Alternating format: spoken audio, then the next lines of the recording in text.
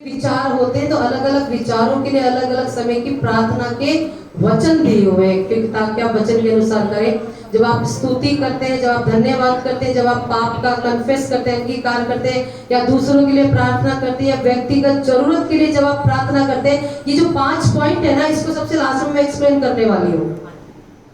तो ये 5 पॉइंट को आप ये 5 पॉइंट लास्ट में लिखवाए जाएंगे, लेकिन उससे पहले केवल आप वचन को लिखिए। भजन संहिता 38 अध्याय 18 पद, भजन संहिता 38 अध्याय 18 पद, इब्रानियों की पत्री 13 अध्याय 15 पद, याकूब 1:5, इब्रानियों की पत्री 13-15, याकूब 1:5, इफिसियों 5:20, पहला शामुएल 12:23। भजन संहिता 38-18 स्तुति के लिए, इब्रानियों 13-15 धन्यवाद के लिए, वो धन्यवाद जो उसने किया है। हम पूरा दिन भर में जितने भी पाप करते हैं उसके कन्फेशन के लिए याकूब 1:5, इफिसियों 5:20 दूसरों के लिए जब आप प्रार्थना करते हैं, पहला शमूएल 12:23 व्यक्तिगत जरूरतों के लिए, पर्सनल जरूरतों के लिए, पहला शमूएल 12:23। एटलीस्ट 5 वर्ष आप एक हफ्ते में याद कर सकते हैं और आपकी प्रार्थनाओं में ये बहुत शक्तिशाली ठहरेगी। आमेन। आइए आज हम जो हमारा पहला टॉपिक है उसे सीखने जा रहे हैं। प्रार्थना के लाभ, बेनिफिट। प्रार्थना के क्या बेनिफिट्स हैं? आमेन। जल्द से निकालिए यिर्मयाह की पुस्तक 33 अध्याय 3 पर। वहां पर लिखा गया है, मुझसे प्रार्थना कर तब मैं तुझे कैसी बातें बताऊंगा। मुझसे प्रार्थना कर और मैं तेरी सुनकर तुझे बड़ी बड़ी और कठिन बातें बताऊंगा। बड़ी बड़ी और कठिन बातें तुझे और जो बताऊंगा। हमारी लाइफ में हमें बहुत कठिन कठिन बातें लगती है, उसको कैसे इजी होना है उसके लिए कौन बताएगा? परमेश्वर बताएगा। ये मतलब आपके लिए बेनिफिट है जब आप क्या करते हैं। कोई और नहीं बता सकता आपको समाधान। समस्या का समाधान केवल कहां से मिलता है? प्रार्थना को करने से। वो उसका समाधान भी बताता कौन है? परमेश्वर बताता है। आमेन। भजन संहिता 34 अध्याय और उसका 4 पद, जब आप प्रार्थना करते हैं उसका रिजल्ट क्या है? मैं यहोवा के पास गया। हाँ, आप जब आते हैं परमेश्वर के पास में तो ये मत सोचिए कि आपका आना वेस्ट है। उसमें लिखा गया, मैं किसके पास गया? यहोवा के पास गया। दाऊद कौन है? राजा है। तो भी वो किसके पास जा रहा है? यहोवा के पास। मैं यहोवा के पास गया तब उसने मेरी सुन ली। कब सुनी? जब वो उसके पास जब गया तब सुनी। एक रिजल्ट है, मैंने ये किया और मेरे लिए ये हो गया। तो वो गया तो उसकी किसने सुन ली?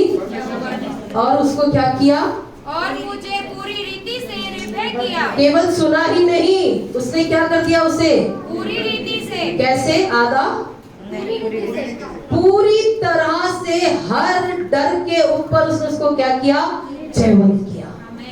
हो सकता आप प्रार्थना व्हाटएवर किसी चीज के लिए भी कर रहे हो, फाइनेंशियली कर रहे हो, फिजिकली कर रहे हो, सोशल कर रहे हो, मॉरल कर रहे हो, पर्सनल कर रहे हो, कोई भी फियर है आपकी लाइफ के अंदर, जब आप परमेश्वर के पास जाते हैं उस सारे फियर से परमेश्वर आपको क्या कर लेता है? बाहर निकालता है। हालेलुया। चाहे वो गरीबी का फियर है, चाहे बीमारी का फियर है, चाहे अकेलेपन का फियर है, चाहे डिप्रेशन है, चाहे कमजोरी है, हर एक डर से परमेश्वर क्या करता है? बाहर निकालता। उसमें लिखा हुआ है वो कैसे निकालता है? पूरी रीति से मुझे क्या कर लेता है? निर्भय करता। मतलब कोई डर मुझे रहता नहीं। इसीलिए दाऊद ने कहा कि मैं मृत्यु की वादियों में भी जाता हूँ तो मैं डरता, मैं अंधकार में भी डरता नहीं हूँ, क्योंकि वो किसकी प्रेजेंस में रहता है हर समय। तो हमारी प्रार्थना करने का अर्थ है कि हम परमेश्वर की प्रेजेंस में। आमेन। हालेलुया।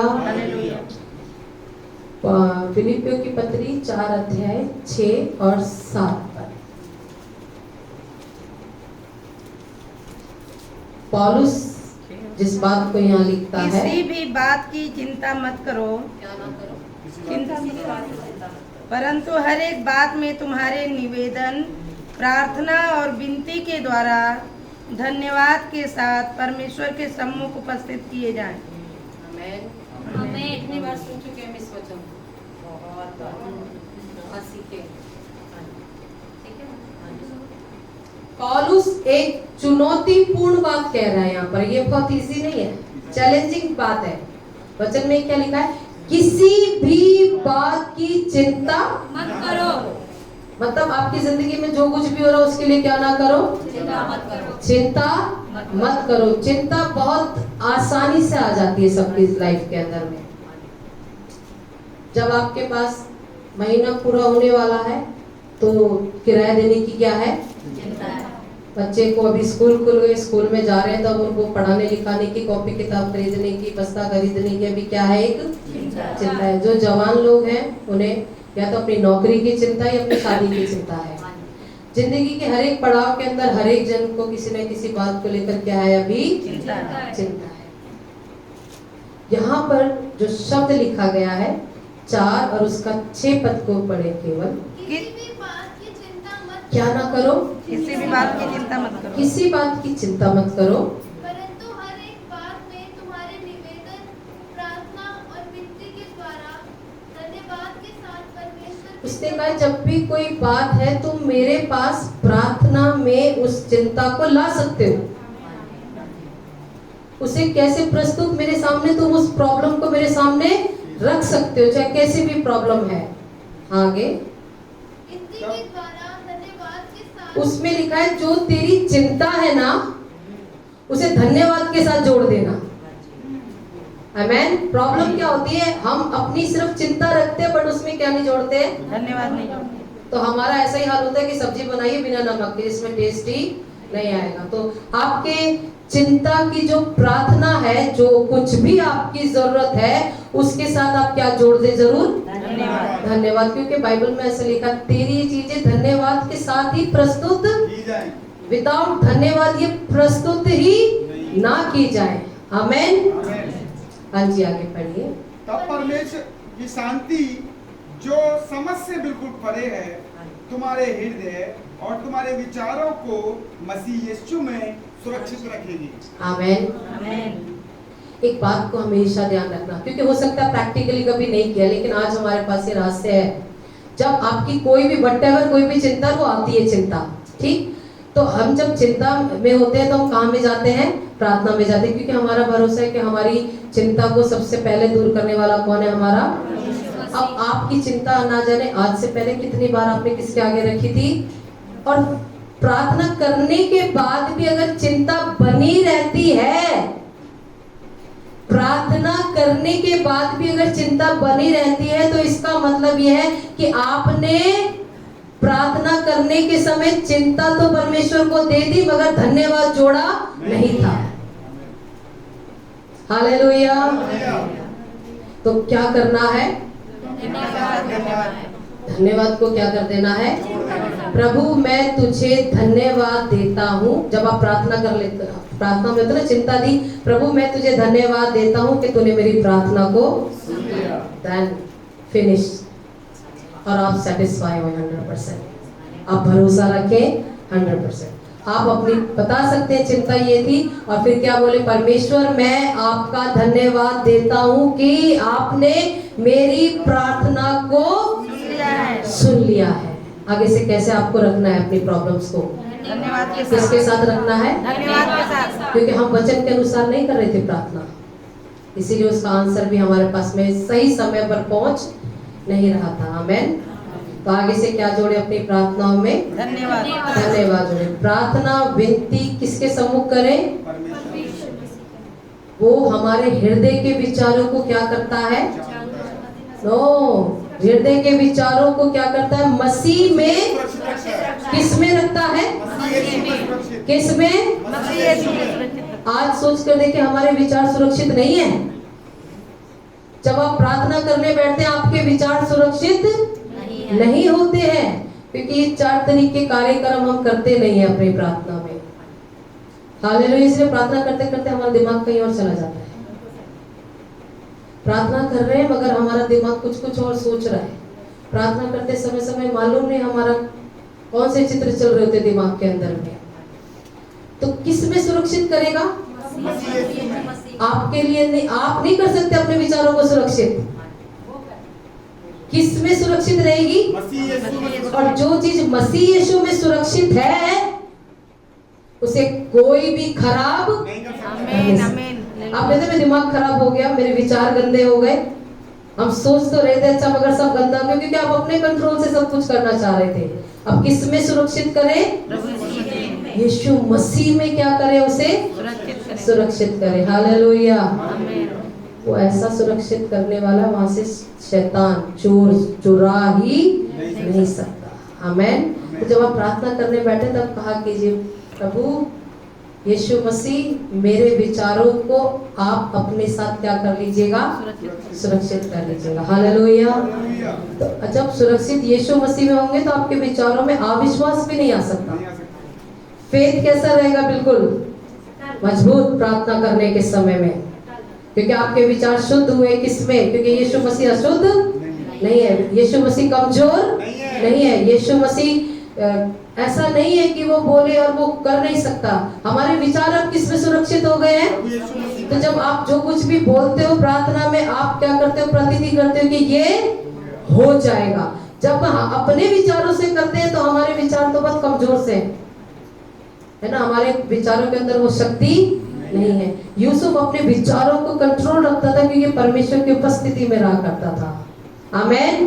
तो अपने विचारों को कैसे रखना है? किस में सुरक्षित रखना है? आमेन। कैसी अनोखी है वह शांति जो हम खोते रहते हैं। आपको शांति दी है किसने? आप एवरीडे से क्या कर रहे हैं? खो रहे। कितना व्यर्थ है वह दर्द जो हम सहते रहते हैं। अब यीशु मसीह में है, वो व्यर्थ है वो दर्द जो आप क्या कर रहे हैं? सह रहे हैं। ये सब जो होता है सिर्फ इस वजह से होता है।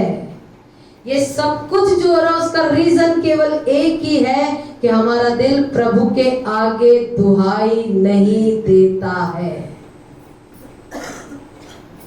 सोचकर देखिए, सबसे पहले किसके आगे दुहाई देते हैं? आमेन। हमारी बात जब हमारे पास पहुंचती है ना, हमारी दर्द जब हमारे पास होता है, किसी और को बिल्कुल नहीं बताना, सबसे पहले किसको बता देना? सबसे अच्छा निकासी का मार्ग है। कोई जरूरत नहीं है किसी को भी बताने के लिए। सबसे पहले किसके आगे दुहाई दे? प्रभु यीशु के आगे बताएं। आमेन। हालेलुया। वो क्या करेगा? हमारी सारी बातों को परमेश्वर ने प्रतिज्ञा की है। जब आप इस वचन को पढ़े, 7वां पद पढ़े। सब परमेश्वर की शांति जो सारी समझ से परे है। किससे? सारी समझ से परे। हम बहुत समझ आ रहे हैं लेकिन फिर भी हमारे पास शांति नहीं है। तो कह रहे तुम्हारी समझ से क्या है? वो बहुत परे है। तुम्हारे हृदय और तुम्हारे विचारों को मसीह यीशु में सुरक्षित रखेगी। हाँ, आगे पढ़े।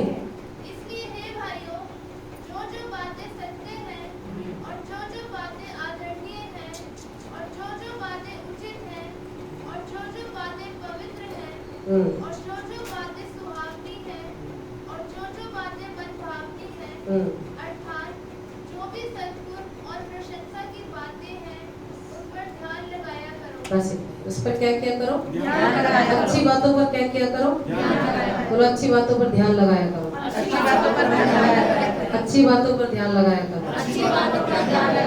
हालेलुया। ध्यान भटक जाता है जब गंदी बातों पर लगाते हो, ध्यान प्रभु में नहीं लगता।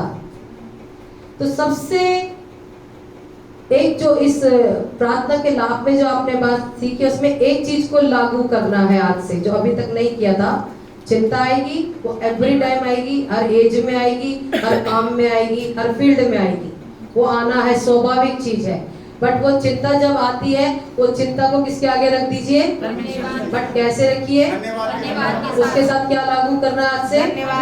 एक नया कानून आपको लागू करना है आज से। क्या करना है उसको? धन्यवाद। प्रभु मैं तुझे धन्यवाद देता हूँ या देती हूँ कि तूने मेरी प्रार्थना को अंगीकार करना है। और धन्यवाद के साथ क्या बोलना है? प्रभु मैं धन्यवाद देता हूँ या देती हूँ कि तूने मेरी प्रार्थना को, तब आप कंप्लीट है। आमेन। तो आज पहली चीज जो प्रार्थना का लाभ आपने सुना था वो बड़ी बड़ी और कठिन बातें बताएगा। और उस लाइफ टाइम में जितनी भी चिंता आई है पौलुस कह रहा है उसमें आप क्या करें? इसको किसके साथ चिंता आएगी? No problem. क्या करें? क्या करें? धन्यवाद के साथ। एक टिप ध्यान में रखना, चिंता आएगी कोई बात नहीं, क्या करें उसको? धन्यवाद। तो अगर भूख भी तो रोजी लगती है, खाना भी तो रोजी खाते हो, तब तो नहीं थकते। चिंता आ रही है तो हम उसको क्या करें? डेली भी आ रही तो क्या करें? धन्यवाद के साथ क्या करें? प्रभु तेरा धन्यवाद कि तूने मेरी प्रार्थना को, जो कुछ भी है चिंता बता दीजिए, फिर कहिए परमेश्वर तेरा धन्यवाद कि तूने मेरी प्रार्थना को सुन लिया। Hallelujah, hallelujah. फिर भी अगर उसके बाद चिंता आ रही तो ध्यान रखना कि मैंने धन्यवाद दिया था कि नहीं दिया था। डेफिनेटली नहीं आएगी अगर आप धन्यवाद देंगे तो। आमेन। क्योंकि आपने वचन के अनुसार किया है और वचन के अनुसार करने वाले कभी भी लज्जित नहीं होते। दूसरा टॉपिक है प्रार्थना की शर्त क्या है। आप प्रार्थना करने बैठे, अभी चिंता के लिए करो, व्हाटएवर कुछ भी करो, प्रार्थना करने सब कुछ प्रार्थना में आप कर सकते हैं। परमेश्वर ने कहा है आप जा सकते हो, उसके पास परमिशन भी है। अब प्रार्थना करने की एक शर्त है जो कुछ पदों के द्वारा हम देखेंगे। भजन संहिता 66 के जीन 66-18 पहली बात, भजन संहिता 66 उसका 18। ये शर्त है, आपको पहले ये दूर करना होगा प्रार्थना में बैठने के समय में, अपने आप को तैयार करने के समय में। 66-18 निकालिए। यदि मैं मन में अनंत की बातें सोचता तो प्रभु मेरी ना सुनता। पहली चीज क्या है? अनंत की बातें सोचता जिसका कोई भी अर्थ नहीं है। अनंत की बातें नहीं, नेगेटिव बातें सोचनी नहीं है। कई बार हम प्रार्थना करते हैं, प्रार्थना करने से पहले ये मन में चल रहा था हाँ ये तो हो ही, या बेकार की बातें भी होती है कभी कभी, तो मालूम नहीं, क्योंकि हमारा दिमाग बेकार चीजों से इतना भरा हुआ है ना कि जब प्रार्थना भी करते हैं तब भी हमारे मन के अंदर क्या होती है? अनर्थ की बातें, यूजलेस। तो जब प्रार्थना करने बैठे तब कैसा हो आपके मन के अंदर? Negative thoughts. इसीलिए शुरुआत में बोला गया मसीह यीशु में अपने विचारों को क्या करो? परमेश्वर अनर्थ की बातें नहीं करता, सोचता ही नहीं है प्रभु। तो जब आप प्रार्थना करने बैठे आपके अंदर क्या ना हो? नेगेटिविटी ना हो। आपकी प्रार्थना को लेकर आप उदासीन ना हो, आपकी प्रार्थना को लेकर आप निराश ना हो, आपकी प्रार्थना को लेकर आपका मन उस समय ऐसा विचलित ना हो। आप प्रार्थना में बैठ रहे भी कॉन्फिडेंट बैठिए आपकी प्रेयर के अंदर में। दूसरी बात है मत्ती रचित सुसमाचार 21 अध्याय 22 पद। मत्ती रचित सुसमाचार 21 अध्याय 22 पद। थोड़ा हम जल्दी जल्दी चलेंगे और एक जरा निकाल कर रखिएगा, यूहन्ना 15:7। हाँ जी। और जो कुछ तुम प्रार्थना में विश्वास से मांगोगे वह सब तुमको मिलेगा। क्या होगा? तो प्रार्थना करने की शर्त क्या है? विश्वास के साथ। किससे मांगना है? विश्वास के साथ। दूसरा पॉइंट क्या है? विश्वास। विश्वास से मांगना है। तीसरी शर्त जो है यूहन्ना 15:7। यदि तुम मुझ में बने रहो और मेरा वचन तुम में बना रहे तो जो चाहो मांगो और वह तुम्हारे लिए हो जाएगा। आमेन। तो उसमें क्या करना है? किसमें बने रहकर प्रार्थना करनी है? किसकी बातें बनी हुई हो? देखिए जब आप शुरुआत से टीचिंग ले रहे हैं 2 दिन से, प्रभु की बातें केवल किसे पता है? पवित्र आत्मा को। पवित्र आत्मा को पता है। और जब आप प्रार्थना में जाएं तो उसने क्या कहा? मेरी बातें क्या हो? तेरे पास हो। अब आपके पास वो बातें कब हो सकती है? जब आपके पास कौन होगा? पवित्र आत्मा होगा। वो साझेदारी कर रहा होगा प्रार्थना में आपके साथ में, वो आपको बताएगा परमेश्वर की बातों को उस समय में। आमेन। पवित्र आत्मा लोगों के हृदय से बात करता है, बात करेगा। जब आप प्रार्थना में होंगे पवित्र आत्मा आपके हृदय से बात करेगा। आमेन। क्योंकि ये उसका कार्य है। हमने पढ़ा पवित्र आत्मा लोगों के अंदर क्या करता है? ये उसका उसका तरीका यही है। तो जब आप प्रार्थना में बैठते हैं वो 100% क्या करेगा आपसे? बात करेगा। चौथी चीज निकालिए, यूहन्ना 16:24 और एक जन निकाल कर देखिए, पहला यूहन्ना 5वां अध्याय 14 और 15। एक जन निकालिए यूहन्ना 16:24, दूसरा को एक जन निकालिए पहला यूहन्ना 5:14 और उसका 15। अब तक तुमने मेरे नाम से कुछ नहीं मांगा, मांगो तो पाओगे ताकि तुम्हारा आनंद पूरा हो जाए। प्रार्थना किसके नाम से करनी है? यीशु मसीह के नाम से। उसने कहा अब तक तुमने मेरे नाम से कुछ नहीं मांगा, मांगते तो क्या होता? तो पाओगे। तो क्या होते तुम? तो प्रार्थना किसके नाम से करनी है? यीशु मसीह के नाम से। पहला यूहन्ना सब लोग निकाले, बहुत इंपॉर्टेंट है क्योंकि बहुत लोगों के प्रश्न है इसके विषय में। 5वां अध्याय 14 से 15 पद तक। और हमें उसके सामने जो हियाव होता है वह यह है कि यदि हम उसकी इच्छा के अनुसार कुछ मांगते हैं तो वह हमारी सुनता है। और जब हम जानते हैं कि जो कुछ हम मांगते हैं वह हमारी सुनता है, तो यह भी जानते हैं कि जो कुछ हमने उससे मांगा वह पाया है। आमेन। सीखेंगे इस वचन में लिखा है उसकी इच्छा के अनुसार। अब हम जब भी प्रार्थना करने बैठते हैं तो हमारी अपनी बहुत सारी इच्छाएं होती हैं। आपकी अपनी इच्छाएं होना बुरा नहीं है। परमेश्वर ने, ये प्रभु यीशु ने अपने चेलों को प्रार्थना करना सिखाया था। सबसे पहले उसने बोला था कि हे हमारे पिता। तो एक रिलेशनशिप बना हुआ, एक रिश्ता बना। और उसके बाद में उसने बोला हे हमारे पिता तू जो स्वर्ग में है, तेरा नाम क्या माना जाए और क्या हो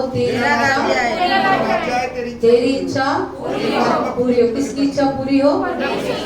तो आप किसकी इच्छा के अनुसार फिर प्रार्थना कर सकते हैं? अब प्रभु की इच्छा आपके लिए क्या है?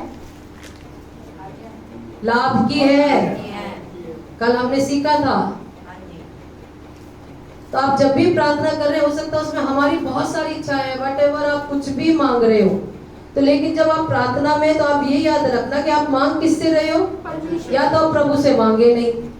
अगर आप मांग रहे हो तो आपको ये डेफिनेटली पता होना चाहिए कि वो मेरे लिए कभी भी कुछ भी बुरा कभी भी जो बुरा होगा वो मेरे लिए कभी पूरा नहीं होगा। अब हमारा क्या होता है कि जब भी हमने प्रार्थना की है तो कोई भी चीज के लिए हम प्रार्थना करें, वो भले हर एक वस्तु देने के लिए आनंदित होता है, वो हर वस्तु देने के लिए आनंदित है आपको। अगर कभी जवाब नहीं था आपकी प्रार्थना का तो भी हमारी प्रार्थना का जवाब दे दिया गया। इस समझने की लिए जरूरत है। कभी कभी क्या करता है परमेश्वर नहीं में जवाब देता है, दूसरा जवाब देता है रुको ठहरो में, और तीसरा जवाब देता है हाँ। जवाब कितने तरीके के आते हैं? नहीं, ठहरो और हाँ। प्रॉब्लम यह है कि हम अपनी प्रार्थना में नहीं तो सुनना ही। अब क्या पता परमेश्वर उस प्रार्थना का उत्तर नहीं दे रहा है, तो क्या साइन है? नहीं, परमेश्वर वो नहीं देना चाहता क्योंकि वो चीज आपके लिए शायद लाभ की, आपकी सोच में आपके लिए लाभ की है। अगर उस प्रार्थना का उत्तर नहीं मिल रहा है, दैट मीन्स कि वो आपकी लाभ की नहीं है। आमेन। अगर उस को होने में विलंब हो रहा है तो आपको विचलित होने की जरूरत है। इसका मतलब परमेश्वर की तरफ से आपके लिए आंसर है कि ठहरो, रुको। आपको उसके बाद प्रेयर बंद करने की आवश्यकता नहीं है, ठहरिए। अगर करनी है तो वो क्या करेगा? उसी समय रिलीज कर देगा। Hallelujah, hallelujah. वो जो हमने मांगा अगर नहीं मिल रहा तो परमेश्वर जानता था कि वो आपके लिए अच्छा नहीं है। तो खुश हो जाना ये भी सोच के कि अगर उसका उत्तर नहीं मिला तो शायद ये मेरे लिए क्या था? बहुत अच्छा था कि अगर मुझे इसका उत्तर नहीं आया परमेश्वर की तरफ से। वो काम अगर नहीं हुआ है दैट मीन्स आपने प्रेयर में रखा था वो काम नहीं हुआ है उस टाइम पीरियड के अंदर, तो इसका मतलब परमेश्वर की इच्छा नहीं थी कि वो तुम्हें मिल सके, क्योंकि वो तुम्हारे से ज्यादा बेहतर जानता है कि तुम्हारे लिए क्या अच्छा है। हालेलुया। तो अब कितने लोग कह सकते हैं कि मेरी प्रार्थना का उत्तर नहीं मिलता? प्रॉब्लम ये हम हाँ में ही चाहते सारे उत्तर, हम रुकना ही नहीं चाहते हैं। कई जगह पर जब आप बाइबल में पढ़ते हैं ना, तो परमेश्वर ने कई कई वर्षों तक प्रार्थनाओं के उत्तर नहीं दिए। परमेश्वर की अलग योजनाएं होती है हर एक चीज के लिए। कहीं पर ठहरने के लिए बोला, कहीं रुकने के, कहीं पर बिल्कुल ही मना कर दिया गया, कहीं पर कह दिया कि ये हो गया। जब उसने करा तो सेकंडों में कर दिया, जब उसने नहीं करा था तो उसका कोई आंसर नहीं आया उसकी तरफ से। हालेलुया। और जब ना आए, कोई आंसर नहीं में है, तो उस बारे में सोचकर दुखी होने की जरूरत नहीं है। आपसे ज्यादा भला चाहता है परमेश्वर आपका।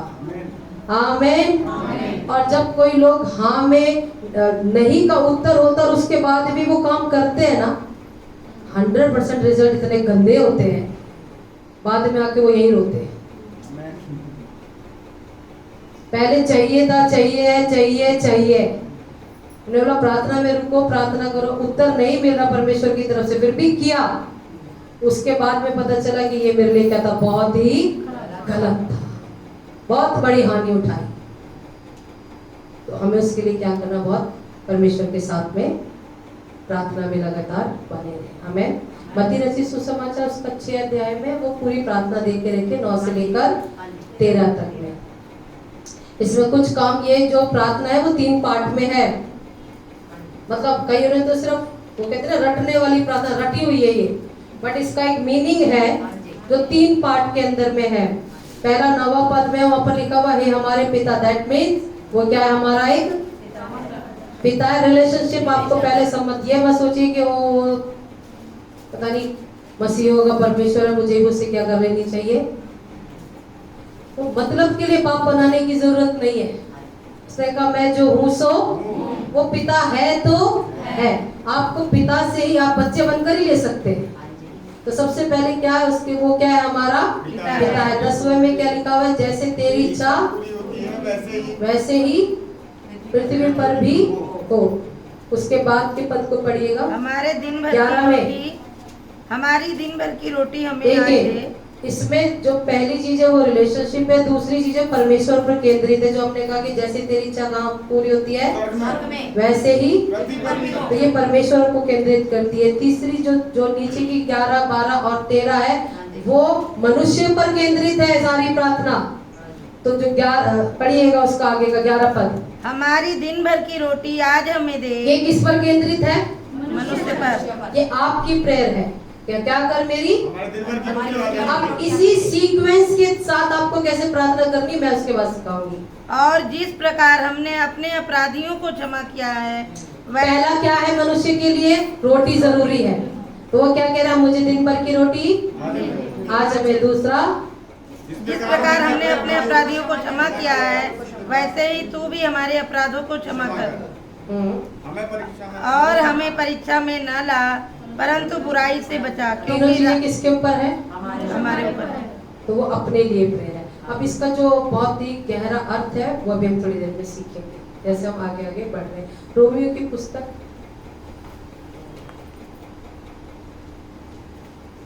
शर्त आपने सीखी, प्रार्थना की शर्त के विषय में पता चल गया। अब हम जो सीखने जा रहे हैं, आप किसके लिए प्रार्थना करते हैं, वेरी इंपॉर्टेंट, किसके लिए आप प्रार्थना करते हैं। रोमियो की पत्री 10वां अध्याय 1 पद को पढ़े। हे भाइयों, मेरे मन की अभिलाषा और उनके लिए परमेश्वर से मेरी पौलुस क्या कह रहा है, मेरे मन की अभिलाषा, हाँ, और उनके लिए परमेश्वर से मेरी प्रार्थना है कि वे में उद्धार पाएं। किनके लिए जानते हैं, अपने परिवार वालों के लिए। ओहो, वचन का पहले पूरा ज्ञान रखे फिर बोले। इजराइलियों के लिए बोल रहा है ये। आप जब इसका ऊपर टॉपिक देखेंगे वह इजराइलियों के विषय में लिखा गया है। पढ़िएगा पहले तो 2 अध्याय, उसको निकालें ताकि आप इस सीक्वेंस को बहुत अच्छे से सीख सकें। वहां पर पौलुस कह रहा है, ये मेरे मन की अभिलाषा है, मेरी प्रार्थना है कि परमेश्वर से नॉट ओनली माई फैमिली। आगे अब आप ये समझेंगे कि ये क्या कहना चाह रहा है। पहला तिमोथेयुस 2 अध्याय 1 से लेकर 4 तक। अब मैं सबसे पहले यह आग्रह करता हूँ अब क्या कह रहे हैं? सबसे पहले मैं ये रिक्वेस्ट करता हूँ और आग्रह करता हूँ कि विनती और प्रार्थना और निवेदन वो जिन लोगों के लिए इच्छा जाहिर कर रहा था ना कि मेरे मन की अभिलाषा के मैं उन लोगों के लिए प्रार्थना करूं, अब उन लोगों की लिस्ट दी गई है कि किन लोगों के लिए प्रार्थना करना है। आपको हमको एक आज्ञा मिली है बाइबल के अनुसार कि किसके लिए प्रार्थना करना। पड़िए। विनती और प्रार्थना और निवेदन और धन्यवाद सब मनुष्यों के लिए किसके किए लिए? जाएं। सब मनुष्यों के लिए जोर से बोले, किसके लिए? सब मनुष्यों के लिए, सब मनुष्य के लिए किए जाए। आगे राजाओं और किसके सब लिए? ऊंचे पद वालों के निमित्त राजा के लिए और सब ऊंचे पद वालों और के निमित्त सब ऊंचे पद वालों के लिए क्यों करनी है? आपकी प्रेयर में ये होना क्यों जरूरी है? उसका रीजन दिया आगे। इसलिए कि हम विश्राम और चैन के साथ हाँ, इसीलिए करनी है कि हम विश्राम और चैन के साथ सारी भक्ति और गंभीरता से जीवन बिताएं। आगे भी यह हमारे उद्धारकर्ता परमेश्वर को अच्छा लगता है। क्यों करनी है? ये हमारे उद्धारकर्ता हम कहते हैं ना, मैं परमेश्वर को कैसे प्रसन्न करूं? हाँ, सोने का हो जाऊं कि चांदी का हो जाऊं? क्या करूं? तो खुश करने का सबसे बेहतरीन तरीका क्या है? आपकी प्रार्थनाओं से सबके लिए क्या करो? सारे मनुष्यों के लिए क्या करो? प्रार्थना करो। राजा के लिए यानी कि जिस देश में हो उसके राष्ट्रपति और प्रधानमंत्री के लिए क्या करो? प्रार्थना करो। ऊंचे पद वालों के लिए क्या करो? ये किसको अच्छा लगता है? हमारे परमेश्वर को किसको अच्छा लगता है? परमेश्वर को अच्छा लगता है। उसे भाता है कि सबका उद्धार हो और सब सत्य को पहचान ले। आमीन। आमीन। आज तक हमारी प्रार्थनाओं में इंक्लूड नहीं था। आज से क्या करें? अपनी प्रार्थनाओं में ये इंक्लूड करें। एवरी टाइम इसको क्या करना है? आपको इंक्लूड करना है। पता है रीजन क्या है क्यों इंक्लूड करना है? उसका रीजन भी दिया बाइबल में। क्यों भाता है ये परमेश्वर को कि सब उद्धार भी पाए, और क्यों करनी है? आपको कलीसिया के लिए करनी है, कलीसिया में लोगों के लिए करनी है जो सुसमाचार को पहुंचा सके। आपको उनके लिए भी प्रार्थना करनी है, जो सेवा करते हैं उनके लिए भी प्रार्थना करनी है। रीजन क्या है प्रार्थना करनी है? मत्ती रचित सुसमाचार 9वां अध्याय उसका 37 से लेकर 38 पद तक पढ़े। अगर आप प्रार्थना नहीं करेंगे तो ये चीजें आगे नहीं पहुंच पाएंगी। इसीलिए प्रभु ने आपको प्रार्थनाओं के लिए चुना है। आपको उद्धार इसलिए मिला है। तब उसने अपने चेलों से कहा, हाँ, पके खेत तो बहुत हैं, पके खेत तो बहुत है, पर मजदूर थोड़े हैं। पर क्या है? मजदूर थोड़े हैं। मजदूर कौन है? शिष्य थोड़े हैं, चेले थोड़े हैं। हाँ, इसलिए खेत के स्वामी से हाँ। विनती करो कि वह अपने खेत काटने के लिए मजदूर भेज दे। 38 तक पढ़ दिया आपने। तब क्या करो? मजदूर के स्वामी से क्या करो? प्रार्थना करो। अब किससे प्रार्थना करनी है? परमेश्वर से। ये आपको लगता नहीं गंभीर विषय है? हाँ जी, हम तो ना जाने हम लिमिटेड, हम कब चले जाएंगे? हाँ जी। आगे आप किसे तैयार करके छोड़कर जा रहे हैं? फसल क्या है और मजदूर क्या है? थोड़े हैं। अभी आप देखो तो गवर्नमेंट में जॉब कम है मगर रोजगार पाने वाले कैसे हैं? ज्यादा है ना? अभी यहाँ क्या है? काम ज्यादा है मगर वर्कर क्या है? तो कौन कहां से होगा? ये सब भी प्रार्थनाओं से ही होगा। हालेलुया। कब हमने ये गंभीरता के साथ में प्रार्थना की कि परमेश्वर इसके लिए आप क्या कीजिए? दया कीजिए। ये आपकी प्रार्थना का पार्ट होना चाहिए। हालेलुया। आपको क्या लगता है ये महत्वपूर्ण है या नहीं है? आमीन। हमारे साथी क्या प्रभु का नाम खत्म हो जाएगा? आप लेगेसी क्या देकर जा रहे हैं? कौन सी नई मेडल तैयार कर रहे हैं? बहुत जरूरी है। ग्रेट कमीशन यही है ना? जो हम लोगों ने सीखी थी मत्ती रचित सुसमाचार, अभी खोलना नहीं है, रटी हुई होनी चाहिए आपके दिमाग के अंदर से, बैठी हुई हो, एवरी टाइम आपके जहन में हो कि सुसमाचार सुनाओ, और ना केवल सुसमाचार सुनाना है, सबसे इम्पोर्टेंट क्या है? सिखाना है। सिखाना बहुत जरूरी है। आजकल लोग सिर्फ सुसमाचार सुना रहे हैं और सुसमाचार सुनाने के अलग अलग तरीके निकाल लिए जो शायद परमेश्वर को पसंद नहीं है। भीड़ जमा करने के तरीके हैं और जो चीजें वो सब करता है यीशु मसीह, बट प्रभु यीशु मसीह की महान आज्ञा ये नहीं है जो आज अनेकों लोग भटक कर रहे हैं, जो झूठे भविष्य वक्ता जिस काम को कर रहे हैं, जो आज भटक कर लोग जिस काम को करने लग रहे हैं, उसे परमेश्वर बिल्कुल भी पसंद नहीं करता। वचन सिखाया नहीं जा रहा, वचन से केवल लुभाया जा रहा है। अगर एक मनुष्य वचन सीख लेगा तो वो ज्यादा दूर चल पाएगा, या सिर्फ लुभाया जाएगा तो ज्यादा दूर चल पाएगा? जब सीख लेगा तब ज्यादा दूर पाएगा। आमीन। आप सिर्फ बच्चों को स्कूल की पिक्चर दिखाकर उसको आगे बढ़ा सकते हैं, स्कूल में पढ़ाकर। वो शिक्षित होगा तो क्या होगा? कॉन्फिडेंस, सेल्फ सपोर्टेड आगे बढ़ सकता है। सिर्फ लुभाया इसलिए जाता है कि वो डिपेंडेंट रहे हमेशा। आज वचन को लुभाने की दुकानें चल रही है, लेकिन वचन को सिखाने का कार्यक्रम नहीं है, इसीलिए मजदूर क्या हो गए हैं? थोड़े। जिसके पास है वो चाहता है कि जरा मैं ही उस पर क्या करूं, प्रभुता करता चला जाऊं। इसीलिए वचन का ज्ञान होना बड़ी बात नहीं। बाइबल आपने रटी होगी, 4 बार पढ़ी होगी, इसे क्या करना है? आपको सिखाना है। Hallelujah, hallelujah. आज इसे अदर स्टेट के अंदर उनके बाइबल का यीशु दूसरा वाला है। वो यीशु है जो सिर्फ चंगाई दे रहा है, वो यीशु है जो प्रॉस्पेरिटी दे रहा है, वो यीशु है जो आश्चर्य करके दुष्ट आत्मा ही भगा रहा है। बट वो यीशु नहीं है जो सिखा रहा है। आमेन, आमेन। वो बुनियाद नहीं है जिस पर वो इमारत क्या हो हमेशा के लिए खड़ी रहे। कितने लोग ऐसे हैं जो अपने बच्चों के लिए भूसे का घर बनाकर जाना चाहते हैं? कैसा बना के जाते हैं? अच्छा और पक्का। तो अपने लोगों को क्या देना चाहिए? हमेशा अच्छा और पक्का, सॉलिड बनाना चाहिए, उन्हें डिपेंडेंट न रहे।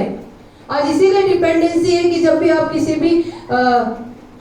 किसी का भी वचन सुन रहे हैं या किसी के भी मुख से परमेश्वर की ऐसी बातों को सुनते हैं, कोई प्रोफेसी कर दे आप आधे रात पागल हो जाएंगे। कोई मिराकल कर दे तो उसके पीछे पीछे क्या करने लगते हैं फिर। और वो अगर मिराकल कर दे और वो खड़े होकर कुछ भी बोल दे तो हमारे को, क्योंकि हमारी बुनियाद उतनी स्ट्रांग नहीं है ना। अभी यहाँ कोई भी पासवान आ जाता है, उसके पीछे आप देखिए कितना उसके पीछे लगते हैं। वो भी क्या, उसके पास भी क्या है? क्या है उसके पास, लेकिन उसने इसके लिए इन्वेस्ट किया है। आप अगर सीखे हुए हैं तो आप ये नहीं चाहेंगे कि आपके ऊपर कोई हाथ रखे बार बार, आपके लिए कोई प्रार्थना करे, आपके पास डिपेंडेंसी नहीं होगी। आमेन, आमेन। छोटे बच्चों को बार बार गोद में लिया जाता है, बड़ों को गोद में लिया नहीं जाता। तो जो भी पास्टरों के पीछे भाग रहे हैं हाथ रखवाने के लिए, दैट मीन्स अभी तक भी क्या है? बच्चे। मेरे घर में कोई आ जाए, मेरा बड़ा बेटा कूद के उसकी गोदी में बैठे तो मेरे लिए क्या बहुत क्या लगता है? बहुत है ना, शर्म आती है कलीसिया को देख के कि अगर कोई पासवान प्रीच करने आया और आप उसके पास दौड़ते जाते हैं और कहते हैं कि आज तो आप कुछ मिरेकल कर ही जाओगे आए हो तो। Hallelujah, hallelujah. रीजन है कि आप अभी तक भी स्ट्रॉन्ग नहीं है, अभी तक भी आपने प्रार्थना में प्रभु के साथ में संगति नहीं करी है, अभी परमेश्वर से सुनना शुरू नहीं किया है, अभी प्रभु का वचन खाना शुरू नहीं किया। Hallelujah, hallelujah, hallelujah, hallelujah. एक चीज हम एनालाइज, अभी एक बहुत अच्छी चीज जो हम सीखेंगे और बहुत अच्छा है कि हम उस बातों के जवाब देंगे तुरंत। हमारी वो होना चाहिए, क्या कहते हैं उसको, एग्जाम है हमारा। आमेन, ठीक है, उस एग्जाम को हम शुरू कर रहे हैं। जब कोई जानबूझकर, ध्यान से सुनिए, जब कोई जानबूझकर आपके साथ गलत व्यवहार करता है, तब आप नॉर्मली क्या रिएक्ट करते हैं?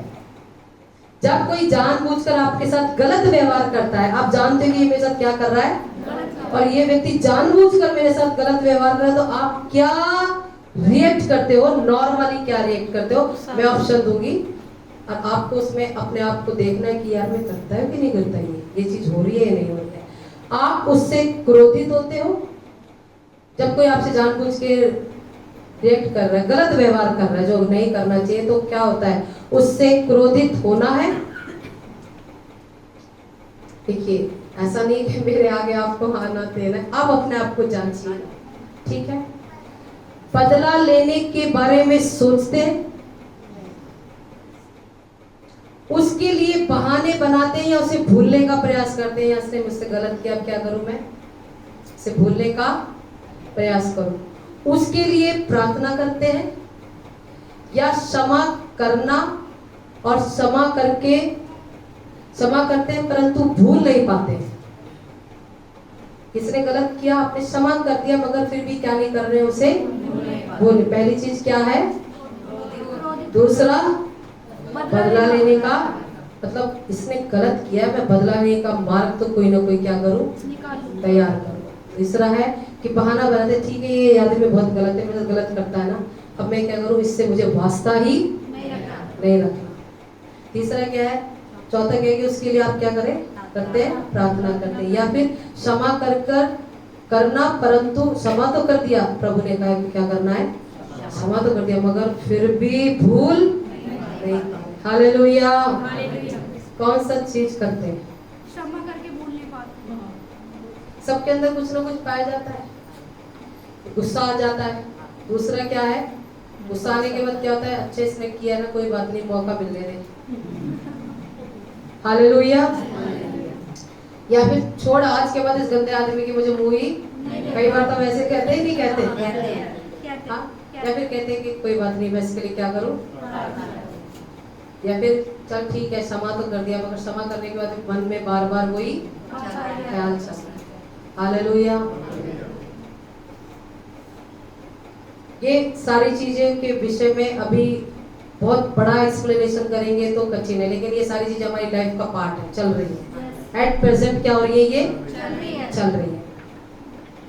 अगर ये जो चौथी चीज हम बोले ना कि उसके लिए प्रार्थना करना, वो क्या, वो बिल्कुल भी चल नहीं पाएगा। जो सच्चाई है वो बिल्कुल भी चल, मेरे बारे में अगर किसी ने कुछ गलत कहा है और वो मुझसे ही प्रार्थना करवाने मेरे सामने आए तो फिर क्या हो जाता है, वो बातें तुरंत क्या नहीं लगती है, और प्रार्थना कैसे नहीं होती हमसे पूरे, है ना, तो फिर हमारी प्रार्थना क्या हो जाती है, बहुत गलत हो जाती है। अब क्या है कि एक आंसर है कि हम उसको क्या कर देते, क्षमा कर देते लेकिन भूलते नहीं है। मोस्ट प्रोबेबली प्रॉब्लम है या नहीं है, चलो हमने इसको परमेश्वर ने आज्ञा दी कि क्या कर दे उसको, मगर हम भूलते, फिर भी भूला नहीं जा रहा है, फिर भी वो जैसे सामने आया दोबारा क्या आ गया, कोई पिक्चर सामने आ गया, अरे इसने मेरे साथ क्या किया था, ऐसा किया था, माफ तो कर दिया था, लेकिन फिर वही कहते कि वो दुखती रग दोबारा से हमारे सामने। अब यही प्रॉब्लम जो है वो हमारी प्रार्थना में हमारे लिए बहुत बड़ी हिंड्रेंस बनी हुई है। शैतान जानता है कि यहाँ पर तो ये आदमी फंसेगा ही फंसेगा, कहीं नहीं फंसा। हालेलुया। इसके लिए बहुत अच्छा आंसर है, लूका की पुस्तक निकालते हैं। आगे से तो आप ऐसे भूलेंगे, हम सब मिलकर ऐसे भूलेंगे, जिसने गलती की दोबारा याद नहीं करेंगे। लूका 6:28 याद करने से भी याद रहेंगे, कोई साथ वाला याद करवाएगा तो उसको कहेंगे चुप हो जाए, याद ना दिला। जो तुम्हें श्राप दे उनको आशीष दो। क्या करो, जो तुम्हें श्राप दे, जो तुम्हें श्राप दे उसको क्या दे दो, आशीष दो। हाँ, जो तुम्हारा अपमान करे ये उनके लिए जिनके साथ पवित्र आत्मा की सामर्थ काम करती है और जो विश्वासी हैं और जो प्रभु की बातों को प्रार्थना में सुनते हैं और जो परमेश्वर से सुनना चाहते हैं। बहुत लोग चाहते हैं हम प्रभु से क्या करें, हमारा टॉपिक है कि परमेश्वर के साथ क्या करें, आप कैसे वार्तालाप करें, तो उनके लिए कंडीशन दी गई है। कोई और जन ऊंची आवाज में पढ़े, जो तुम्हें श्राप दे, जो तुम्हें क्या दे, श्राप दे, तुमने क्या देना, आशीष दो। हम्म, जो तुम्हारा अपमान करे, जो तुम्हारा अपमान करे, हम्म, उनके लिए प्रार्थना करो। उनके लिए क्या करो, प्रार्थना करो। जो तुम्हारा क्या करे, हाँ, जो तेरे एक गाल पर थप्पड़ मारे उसकी और दूसरा भी फेर दे, और जो तेरे दोहार छीन ले, दोहार में से आपका अगर कोई कोट या कपड़ा छीन लेता है, ले लेता है, उसको कुर्ता लेने से भी ना रोक। जो कोई तुझसे मांगे उसे दे, और जो कोई वस्तुएं छीन ले उससे ना मांग, जैसे तुम चाहते हो कि तुम्हारे साथ करे, तुम भी उनके साथ वैसा ही करो। आमेन। ये विश्वासी लोगों के लिए, चेलों के लिए, ये उनके लिए जिनके साथ पवित्र आत्मा की सामर्थ काम करती है, उनके लिए जो पवित्र आत्मा के साथ साझेदारी रखकर क्या करना चाहते हैं। अब इनमें से सभी काम बहुत डिफिकल्ट है आज की प्रेजेंट परिस्थिति में करना, तो लेकिन ये सब काम कराने के लिए आपकी सहायता कौन कर सकता है? पवित्र आत्मा। क्योंकि उसने यीशु की मारा भी गया, बट उसने हाथ दोबारा, वो आप ये ध्यान रखिए, वो 33-33.5 साल तक मनुष्य की तरह ही था। जब उसे लग रही थी तो दर्द हो रहा था, बट वो क्या नहीं कर रहा था? रिएक्ट नहीं कर रहा था। रीजन क्या था? उसके साथ कौन था? पवित्र आत्मा की सामर्थ। आज हमारे पास पवित्र आत्मा की सामर्थ रहती, इसलिए हम क्या कर देते हैं? तुरंत रिएक्ट करते हैं। आमेन। बहुत आसान नहीं है कि कोई एक गाल पे मारे आप दूसरा दे दो, ये तब तक नहीं होगा जब तक कौन काम नहीं करेगा हमारे साथ में? अब हमारा जो मेन मुद्दा था वो ये था कि क्षमा करना, तुरंत क्या कर देना उसे। हम वो कर नहीं पा रहे, मोस्ट प्रॉब्ली नहीं कर पा रहे। हाथ उठाकर बोले हालेलुया। अपनी जगह पर खड़े होकर बोले हालेलुया। सब अब हाथ उठाकर बोले हालेलुया, हालेलुया, हालेलुया, हालेलुया। हम क्या नहीं कर पा रहे हैं? क्षमा नहीं कर पा रहे, हम क्या नहीं कर पा रहे हैं? क्षमा नहीं कर पा रहे, क्षमा तो कर रहे हैं मगर भूलते नहीं है, अब आगे से क्या करना? लेकिन भूलना है। अब सुन के तो चले जाओगे मगर वो फिर भी नहीं होगा, तो अब होगा, बड़ा अच्छा सर होगा। खड़े खड़े निकालो मत्ती रचित सुसमाचार 18 अध्याय, मत्ती 18 निकाल लीजिए। जो क्षमा करते हैं और भूल नहीं पा रहे हैं, हम सभी हैं, तो निकाल लें 18:21 पर। तब पतरस ने पास आकर उससे कहा, हे प्रभु, यदि मेरा भाई अपराध करता रहे तो मैं कितनी बार उसे क्षमा करूं? क्या 7 बार तक? यीशु ने उससे कहा, मैं तुझसे यह नहीं कहता कि 7 बार तक, वरन 7 बार से 70 गुने तक। इसलिए स्वर्ग का राज्य उस राजा के समान है जिसने अपने दासों से लेखा लेना चाहा।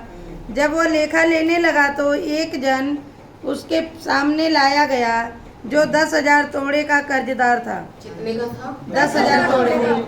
इस वचन को केयरफुली सुनना बहुत जरूरी है। हाँ, जबकि चुकाने को उसके पास कुछ न था, तो उसके स्वामी ने कहा,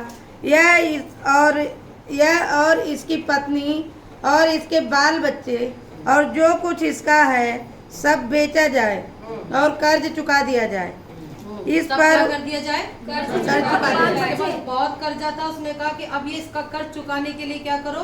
सब कुछ बेच दो, बाल बच्चे, घर, दुकान, मकान, सबको क्या करो? बेच दो। तुझे क्या चुकवाना है? अपना कर्ज चुकाना है। कर्जा चुकाना। इसके पहले इसको छोड़ा नहीं जाएगा। आगे पढ़ दीजिए। इस पर उस दास ने गिरकर उसे प्रणाम किया और कहा, हे स्वामी, धीरज धर, मैं सब कुछ भर दूंगा।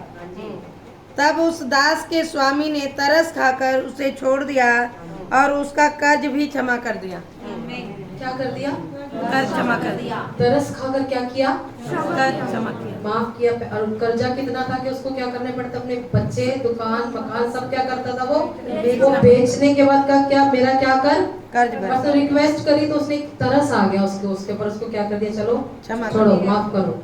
अब ये व्यक्ति के बारे में आगे पढ़े। परंतु जब वह दास बाहर निकला तो उसके संगी दासों में से एक उसको मिला जो उसके 100 दिनार का कर्जदार था। अब यही व्यक्ति जिसका कर्जा माफ हो गया, बाहर निकलते ही इसको एक और मिला जिस इस जैसे से भी किसी ने क्या ले रखा था? कर्ज ले रखा था। अब ये बाहर निकल के देखिए, आगे पढ़े। उसने उसे पकड़कर उसका गला घोटा ओ माय गॉड, और कहा, जो कुछ तुझ पर कर्ज है भर दे। क्या कह रहा है?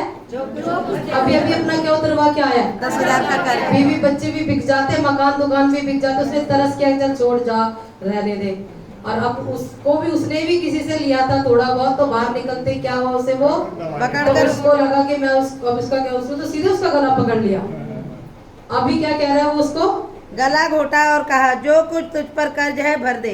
क्या कह रहा है? जो कोई कर्जा वो सारा कर्जा भी मेरा भर दे। वापिस कर। एंड इस पर उसका संगी दास गिर कर उससे विनती करने लगा। वो बेचारा भी क्या करने लगा, उससे विनती करने हो लगा। सकता है उसके पास 100 भी देने के लिए नहीं नहीं था। थे, तो वो उससे रिक्वेस्ट करने लगा आगे। धीरज धर, मैं सब भर दूंगा। उसने कहा कि क्या कर, धीरज धर, थोड़ा टाइम दे दे, मैं क्या कर दूंगा, भर दूंगा। हाँ। उसने न माना, परंतु जाकर उसे बंदी गृह में डाल दिया कि जब तक कर्ज भर ना दे तब तक वहीं रहे। उसने क्या कहा, वो माना ही नहीं और ले जाके शायद अपने घर में क्या कर दिया होगा, और उसने बंद कर दिया। कि जब तक तू कर्जा नहीं देगा, जब तक तू यहीं पर ही क्या रहेगा, बंद रहेगा। चलिए जल्दी पढ़िए। उसके संगी दास यह जो हुआ था देखकर बहुत उदास हुए और जाकर अपने स्वामी को पूरा हाल बता दिया। अब जो उसके बाकी के यार दोस्त उन्होंने देखा कि अरे भाई इसने तो क्या किया, एक आदमी को अंदर बंद कर लिया, 100 रुपए देने थे, तो जाकर इन्होंने किसको बता दिया, जहाँ से भाई साहब क्या हुए थे, छूट कर आए थे। तरस खाकर अभी छूट कर आए थे। अभी आगे पढ़े। तब उसके स्वामी ने उसको बुलाकर उससे कहा, हे दुष्ट दास, तूने जो मुझसे विनती की तो मैंने तेरा वह पूरा कर्ज क्षमा कर दिया। इसलिए जैसे मैंने तुझ पर दया की वैसे ही क्या तुझे भी अपने संगी दास पर दया करना नहीं चाहिए था। और उसके स्वामी ने क्रोध में आकर उसे दंड देने वालों के हाथ में सौंप दिया कि जब तक वह सब कर्ज भर ना दे तब तक उसके हाथ में रहे। आमेन। आमेन। क्या हो गया,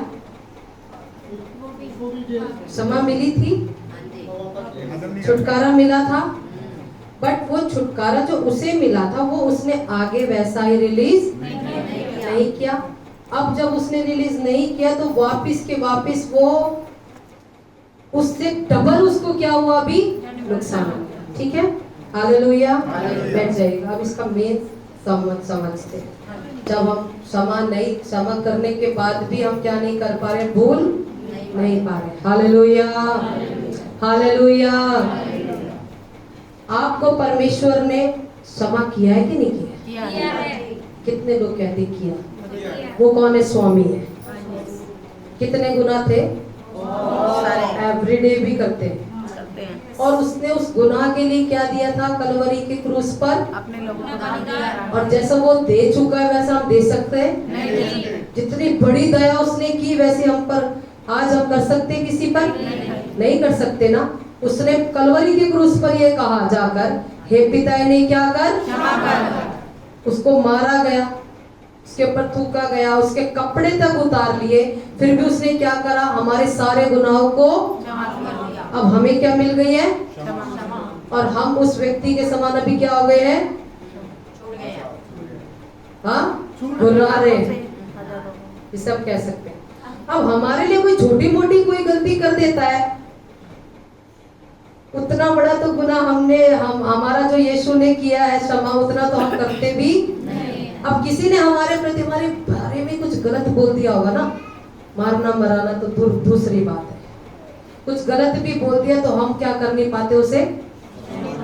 अगर यीशु के लिए वो जब जा रहे थे उसको लोगों ने थूका, गाली दी, बहुत कुछ बोला, लेकिन उसने उनको क्या किया क्रूस पर जाकर।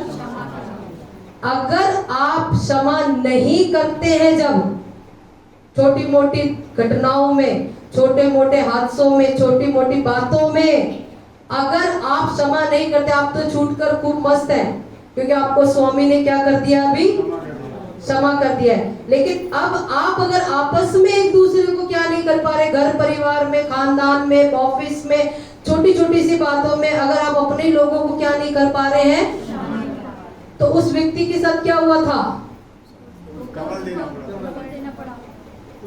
अब आप सुनिएगा रीजन क्या है। जो परमेश्वर ने जो हमारे पाप क्षमा किए हैं, जो परमेश्वर ने हमारे पाप क्षमा करे, कहां पर? कलवरी के क्रूस पे। वो ध्यान रखना, बहुत भारी भारी आप उसका भुगतान कर नहीं सकते हैं। वो भुगतान कर नहीं सकता था, उसके बीवी बच्चे मकान बिक जाता, बट उसने तरस खाकर क्या कर दिया था? क्षमा कर दिया था। अगर आप अपनी छोटी मोटी चीजों को, अपनी छोटी मोटी लोगों ने आपका चाहे दिल दिखाया, चाहे कुछ भी किया, मैं सोचती हूँ कि क्रूस से बड़ी प्रॉब्लम आप पे आई नहीं है। अगर कुछ भी कि अगर आप उसको क्षमा नहीं करते हैं और आपने क्षमा वहां से ले ली है और आज आप बहुत खुश हैं कि मेरे सारे अपराध क्षमा हो गए और आपने क्षमा नहीं किए, तो डेफिनेटली वो सारे जो दंड थे, जिसकी सजा आपको मिलनी थी, वो सारे आपके खाते में वापस डाल दिए जाएंगे। सारे आपके खाते में वापस जाएंगे। और ना केवल वापस जाएंगे आपके सारी बातें, वो आपके खाते में वापस डाल देगा परमेश्वर। जिन बातों से आपको क्या किया, उसने क्षमा किया, उसे दोबारा उसने क्या कर दिया, अंदर डाला। और ना केवल आपके खाते में डाले जाते, जानते हैं जब आप क्षमा नहीं करते ना दूसरों को क्षमा ना करने वाले विश्वासियों के बहुत इंपॉर्टेंट है। दूसरों को क्षमा ना करने वाले विश्वासियों के चारों ओर से परमेश्वर अपनी सुरक्षा हटा लेता है। और दुष्ट आत्माओं को परमिशन होती है कि वो उनके साथ में कुछ भी कर सके। आमेन। अब क्षमा करके भूलेंगे कि नहीं भूलेंगे?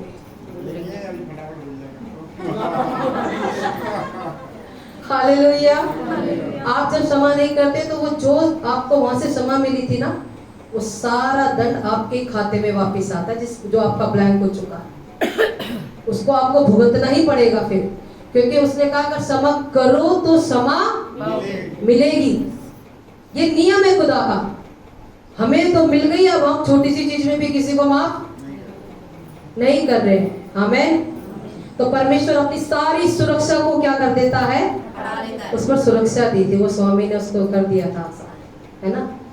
हमारे ऊपर से सुरक्षा हट जाती है, स्वर्गदूतों का बाड़ा हट जाता है, फिर हमारी सुरक्षा नहीं होती है परमेश्वर की ओर से। हमारी प्रार्थना भी नहीं सुनी जाती। फिर मन के अंदर कुड़कुड़ाहट और कड़वाहट लेकर आप कभी भी खुदा के सामने अपनी प्रार्थना नहीं रख सकते। और ना केवल आपकी सुरक्षा हटती है, दुष्ट आत्माएं आकर यातनाएं भी देती हैं। कई बार हमें समझ में नहीं आता कि ये प्रॉब्लम क्यों आ रही है, ये समस्या क्यों आ रही है, ये तंगी क्यों आ रही है, ये बीमारी क्यों आ रही है। और वो दुष्ट आत्माएं जानते किसके रूप में, बीमारियों के रूप में आती है। सडनली बीमारियां आ जाती है। रीजन कि आपने किसी को शायद क्षमा नहीं किया। हालेलुया। कुछ बीमारियां इसी की वजह है, क्षमा ना करने की वजह है ये। आमेन। तो क्या करें, और क्या कर दें, क्षमा करके भूल जाएं। किसके लिए भला है, हमारे लिए, प्रभु के लिए भला है क्या, हमारे लिए। हालेलुया। अब कितने लोग याद रखने वाले, क्षमा करके भूल जाएंगे। क्षमा करके क्या करेंगे आप, 100 की स्पीड में भूलेंगे। परमेश्वर तेरी सुरक्षा चाहिए प्रभु। दुष्ट आत्मा आकर ना जाने कौन सी मुसीबत हमारी जिंदगी में डाल दे। अय्यूब की जिंदगी में जानते कितनी डाल दी थी, सर से लेकर पांव तक फोड़ों से भर गया था। हाँ, घर बार मकान दुकान सब उजड़ गया था। That is the reason. क्या करें, क्षमा करें और भूल जाए। हालेलुया। क्योंकि क्षमा ना करने वाले विश्वासियों के चारों ओर से परमेश्वर अपनी सुरक्षा को, वो जो है सो है। आमेन आमेन। और दुष्ट आत्मा आकर क्या देने लगती है, सडनली। अभी सब कुछ ठीक था, अभी क्या हो गया, सब अभी तो ठीक था। हो सकता है जिसको आपने क्षमा नहीं किया उसको आपके शायद 100 रुपए ही देने होंगे, और आपने उसकी जिंदगी भर जान लेके रखी। हाँ, और उसके लिए गलत सोचा, हो सकता है कुछ भी नुकसान किया हो, वटेवर। और वो बीमारी आकर 100 के 10,000 क्या कर देगी, भरने पड़ जाएंगे। तो हमें क्या करना है, तुरंत अरे बाबा माफ करो। हालेलुया। किसी ने भी कुछ किया है, क्या करो, क्षमा करो। यीशु मसीह ने क्या किया, वो हमें मिल गई, तो हम भी क्या करें, जैसे मिली है वैसे ही दे दो। उतनी तो नहीं है। आमीन। नरक की आग में जलना पड़ेगा, उद्धार पाकर भी नहीं। तो हालेलुया। आइए अभी हम उस लिस्ट को बना लें, जो लिस्ट आपको तैयार करनी है कि प्रार्थना की सूची का आप उपयोग कैसे करेंगे, प्रार्थना आपको कैसे करनी है। बातों को स्मरण रखे। प्रार्थना में, प्रार्थना करके 2 मिनट में उठ जाते हैं ना, आगे से थोड़ा सा ध्यान रखिए प्रार्थना कैसे करनी है। सबसे पहले आपको आपके परिवार के लिए करनी है। अपने परिवार के लिए प्रार्थना। हाँ, तो अपने परिवार के लिए प्रार्थना नहीं करेंगे क्या? फर्स्ट प्रायोरिटी प्रार्थना परिवार के लिए। दूसरा, गैर मसीह और मित्र और परिचित लोगों के लिए जो प्रभु को जानते नहीं है, उन सब के लिए, चाहे वो आपके दोस्त हैं चाहे आपके रिश्तेदार हैं। तीसरा, आपके पासवान और कलीसिया के लिए।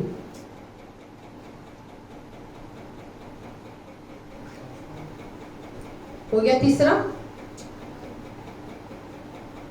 चौथा, मिशनरी और मसीह सेवकों के लिए जिन्हें आप जानते हैं, उनके लिए तो जरूर प्रार्थना करें, क्योंकि मजदूर के लिए प्रार्थना करना जरूरी है।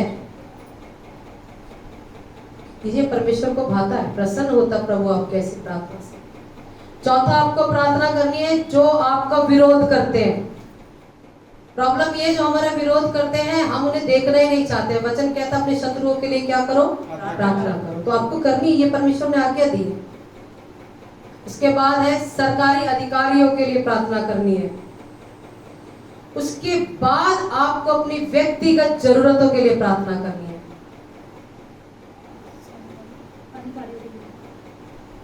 सबसे लास्ट में आपको अपने व्यक्तिगत जरूरतों के लिए क्या करनी है, प्रार्थना करनी है। हालेलुया। आपकी प्रार्थना की सूची इस तरीके से होनी चाहिए।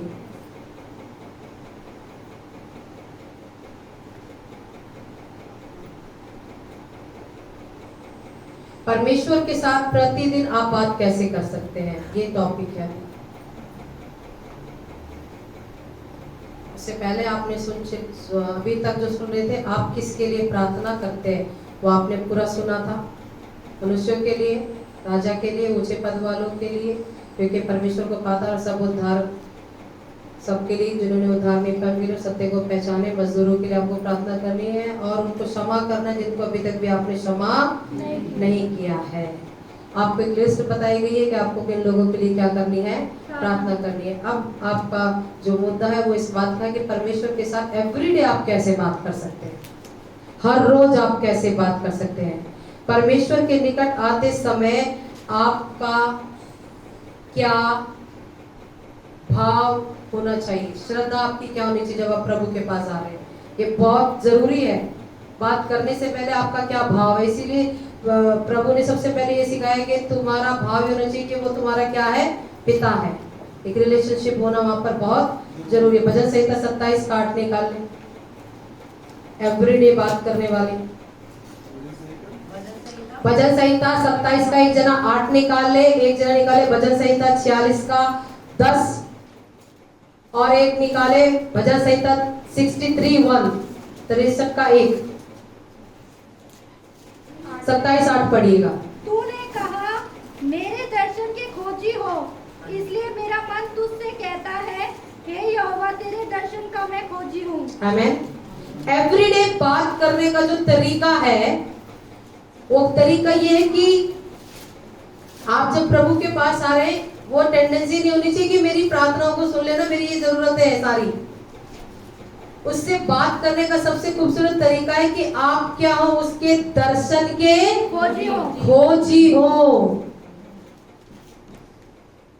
लिस्ट आपकी बाद में सबसे पहले क्या होना चाहिए, आप उसके मन के अंदर ये होना चाहिए कि मैं जब प्रार्थना में बैठ रहा हूँ, मेरे को किसके दर्शन होने चाहिए, प्रभु। बाद में जो कुछ होगा सो होगा। अगर मैं किसी के साथ में मेरा मतलब वास्ता नहीं, कोई सामने वाला मुझसे बातें नहीं कर रहा, ना मुझसे देख पा रही, मैं क्या बताऊं, हवा में तीर चलाने वाली जैसी बातें हैं। सबसे पहले आपका मन किसे खोजे, प्रार्थना में बैठने के बने बात करने के समय आपको खोजना है। अभी आप अपने घर में हैं, अकेले हैं, तो अकेले किससे बात करते हैं, कोई तो होना चाहिए ना। उसको उसके पास आप क्या करते हैं, उसको बुलाते हैं या उसके पास क्या करते हैं, जाते हैं नहीं जाते हैं। तो आप उसको उससे बात करें तो उसको क्या करना पड़ेगा, सोचना पड़ेगा। कैसे सोचना, बाइबल क्या बताती है, यत्न से। ऐसा नहीं कि बैठ के पता नहीं प्रभु की कोई उपस्थिति का अनुभव भी नहीं हो रहा है और आप कहाँ किससे बात कर रहे हैं, कुछ बहुत मुश्किल है। 40:10 पढ़े ताकि आप समझ सके, क्लियरली समझ सके। चुप हो जाओ हाँ। और जान लो कि मैं ही परमेश्वर हूँ। क्या कहता है वो, चुप हो जाओ। चुप रहने का मतलब जानते हैं, कई लोग सोचते हैं कि मुंह बंद करके रहना है। जब आप प्रभु के पास जाते हैं ना, उससे वार्तालाप करने के लिए शांत होना चाहिए आपका मन। आपके शांत मन से भी समझता है प्रभु। हालेलुया। कभी कभी हमारा मन शांत नहीं होता तो प्रभु बात करता तो हमें समझ में भी नहीं आता, मन में ही तूफान चला हुआ है, मन शांत नहीं है। तो सबसे पहले जब प्रभु से अगर बात करने जानी है तो प्रार्थना करें कि परमेश्वर मेरे मन को क्या करे, शांत। क्योंकि शांत मन डरता नहीं है। जब मन में शांति नहीं होती तो आप डरते। भजन संहिता 63 का 1। हे परमेश्वर, तू मेरा परमेश्वर है। हाँ, मैं तुझे यत्न से ढूंढूंगा। मैं तुझे, यतन का मतलब है जी जान लगा कर ढूंढूंगा। हालेलुया। ऐसे ढूंढना है जैसे आपके सोने की बालिक हो गई है। कैसे ढूंढते हैं फिर? यतन से। पूरा नोटों से भरा हुआ पर्स कहीं रख के भूल जाओ, और फिर कैसे ढूंढते हैं? कोई बात भी कर रहा था ना, आपका ध्यान नहीं होता, हट ना, मेरा तो कुछ खो गया। हालेलुया। फोन कितना ही इंपॉर्टेंट आ रहा हो, कितना प्रेमी का, आपका कुछ ऐसा खो रखा हो, आप फोन भी उठाते नहीं है। पूरा दिल और जान कहाँ लगा देते? खो गया मेरा सोना और चांदी। सोना और चांदी से बढ़कर है परमेश्वर। आमीन। वो लगन चाहता है प्रभु, तब बात करता है। क्या कॉस्ट देते हो प्रभु से बात करने के लिए? आधा ध्यान तो इधर होता, आधा ध्यान वहां होता है, तो प्रभु बात कर लो। आधा ध्यान आपको अपनी जरूरतों पर ही है, वो प्रभु को खोजने नहीं आया, आप तो अपनी मनवाने आए थे उससे। खोजा भी तो इसलिए था कि मेरी प्रार्थनाएं क्या हो जाए, पूरी हो जाए। आमीन। आधे लोग पाप जानते किस लिए छोड़ते हैं? पाप क्यों छोड़ना चाहते हैं? क्योंकि वो चाहते हैं कि उनकी प्रार्थनाओं में शक्ति आ जाए, वो सेवा कर सके, वो पास्टर बन जाए, वो चेले बन जाए। इसलिए क्या करना चाहते हैं? वो कॉन्सेप्ट समझने की कोशिश कर। एक व्यक्ति ने बोला मैं पाप इसलिए छोड़ना चाहता हूँ कि मैं पास्टर बनना चाहता हूँ। वो पाप इसलिए नहीं छोड़ना चाहता कि परमेश्वर को ये भाता है, वो पाप इसलिए छोड़ना चाहता है कि इसकी प्रार्थनाएं सुनी जाए केवल। तो वो भी क्या है, हमारा एक पाप है। पाप छोड़ना है क्योंकि ये आज्ञा है, वो इसलिए नहीं कि मुझे कुछ अच्छा बनना है, ये आज्ञा है। Hallelujah, hallelujah. तो क्या करना है, कैसे ढूंढना है? जी लगाकर, जिसमें आपको जी लगा होता है ना। रात आपका कुछ खोजा, रात को भी ना मिलाओ, रात तक ना मिलाओ। मैं डेफिनेटली कहती हूँ आपको रात को नींद आने वाली। कई बार तो रात को भी घबरा कर उठोगे, 2 बजे भी ढूंढना शुरू करोगे। हालेलुया। ऐसे कई लोग कहते हैं ना सुबह आंखें नहीं खुलती है, दिल ही नहीं करता, क्योंकि आपने क्या नहीं लगाया है, जी नहीं लगा हुआ आपका उसके साथ में। प्रभु को खोजने के लिए भी यत्न करने पड़ते हैं। हम कहते हैं बच्चों को खिलाने के लिए यत्न करना पड़ता है, बच्चा खाता नहीं है, माँ सारा दिन पीछे पीछे लेके खाना घूमती है, कितना यत्न करते हैं, है ना। और वो तो इतने आपसे नखरे भी करवाता, वो तो आप पुकारते रहोगे तो पुकार में तेरी सुन लूंगा। हालेलुया। यत्न से ढूंढिए, आप 1 कदम चलोगे 10 कदम चलकर आता परमेश्वर। आमीन। तो जी जान से क्या करें? हम सोच रहे प्रभु बात कर ले, प्रभु बात कर ले, ताकि मैं कैसे, प्रभु ने मुझसे बात करी, बट कैसे बात करें? यत्न से, जी लगाकर, जी जान लगाकर बात करें। हालेलुया। 63:1 में यही लिखा हुआ है। दाऊद का पूरा भरोसे की अभिव्यक्ति यही थी। आप जानते हैं वो भजन संहिता की पुस्तक में लिखा गया है, आप जब 63 का ही 3 में लिखा गया है, जिस समय वो यत्न से ढूंढ रहा, जानते कहां पर यत्न से ढूंढ रहा था? जंगल में था। हम तो अच्छे खासी जगह में है। पौलुस और सिलास कहाँ यत्न से ढूंढ रहे थे? जेल में है। वो इसलिए थोड़ा ढूंढ रहे थे कि भेड़िया टूट जाएंगे आज, जी लगाकर ढूंढ रहे थे, तभी आराधना कर रहे थे पूरे दिल से। दाऊद जंगल में भी यत्न से किसको ढूंढता था? वो कहता मैं तो मृत्यु की वादियों में भी उसको यत्न से ढूंढूंगा। आमीन। ये होता है यत्न से ढूंढ लेना। हालेलुया। वो कहता तेरी करुणा जीवन से भी उत्तम है, मैं तुझे यत्न से क्या करता हूँ? ढूंढता हूँ। आमीन। एक पूरी कहानी है, वो घर में जाकर पढ़ना। लूका रचित सुसमाचार 10वां अध्याय 38 से लेकर 42 तक। यह मरियम और मार्था की कहानी है। और मरियम जो थी वो प्रभु यीशु मसीह के चरणों में बैठकर क्या सुन रही थी? परमेश्वर का। और मार्था जी क्या कर रही थी? हाँ, अब बनाई रही थी, घबरा भी रही थी, खुद तो घबरा रही थी, यीशु मसीह को भी आगे डिस्टर्ब करने के लिए। और उसके बाद में वो बहुत सारे प्रश्न उसने प्रभु से किए। एक तरफ मरियम है, एक तरफ मार्था है। आपके डायरी में लिखो, एक तरफ मरियम, एक तरफ मार्था। ठीक। मरियम क्या करती थी? वचन सुनती थी, और वचन सुनना परमेश्वर की इच्छा को पूरा करना है। अभी यहाँ हमारा थोड़ा सा माइंड सेट जो है वो चेंज होएगा। मार्था क्या कर रही है? खाना बना वो भी किसके लिए बना रही है? परमेश्वर के लिए, प्रभु यीशु मसीह के लिए, यीशु मसीह के लिए बना रही है। और बनाते बनाते भी क्या हो रही है? वो कुड़कुड़ा रही है, परेशान हो रही है। लेकिन काम भी तो किसका कर रही है? परमेश्वर के लिए। यीशु का ही काम कर रही है। और वो एक यहाँ पर एक मिस्टेक कर रही है। दोनों की जिंदगियों में कुछ कुछ चीजें अलग है। वो गई कंप्लेंट करने के लिए कि प्रभु ये बैठकर देखो यहाँ कर रही है, मैं यहाँ गरीबों के लिए खाना बना रही हूँ, आज मैं बहुत बड़ा सेवा का काम कर रही हूँ, गरीब लोग क्या करेंगे? खाना खाकर जाएंगे। मैं घबरा रही हूँ, मुझे इतना बनाना है, इसको देखो यहीं बैठे, इसको भी क्या करो, मेरे साथ में भेज दो। तो तब यीशु मसीह ने उसको एक उत्तर दिया। दोनों काम करने में एक डिफरेंस था। सेवा तो कौन कर रही थी? मार्था भी कर रही थी और मरियम भी कर रही थी। हमारे पास सेवा होती है, सेवा करने के समय में सेवा में बहुत सारे अलग अलग काम होते हैं। तो हम कहते हैं कि ये सारे काम किसके लिए कर रहे हैं? हम तो किसके लिए कर रहे हैं? हम तो कभी कभी प्रभु में काम करते करते जो मेन लीड है, जो मेन कार्य है, वो छूट जाता है और हम दूसरी कामों में उलझ जाते हैं। जो काम परमेश्वर चाहता है हम प्रभु को भी दिखाने की कोशिश करते हैं। प्रभु हम कर तो क्या रहे? सेवा ही कर रहे हैं। अब मार्था क्या दिखाने आई? क्या कर रही हूँ मैं? सेवा कर रही हूँ। तो गरीबों के लिए खाना बना रही हूँ। खाना बनाते बनाते मैं अकेली परेशान हो रही हूँ, और इसको देखो ये क्या कर रही है यहाँ बैठकर आराम से। तो प्रभु ने इसको क्या कहा? इसने कौन सा भाग चुन लिया है? गरीबों को खाना खिलाना क्या अच्छा काम नहीं था? वो सेवा का काम था या नहीं था? लेकिन उत्तम किस भाग को कहा गया? वचन को। किसको कहा गया? वचन को। वचन को सुनना और करना। हमने सबसे पहले क्लास में सीखा था, वचन को सुनना और आप भले ही कितनी भी सेवा करो, लेकिन आपको परमेश्वर के वचन से सुनना छोड़ना। जब हम बहुत ज्यादा सेवा में कार्यरत हो जाते तो हम सुनना पसंद नहीं करते। तो इसके लिए उसके लिए क्या बोला गया? इसने कौन सा चुना है भाग? उनकी सुनना, आज्ञा पालन करना है।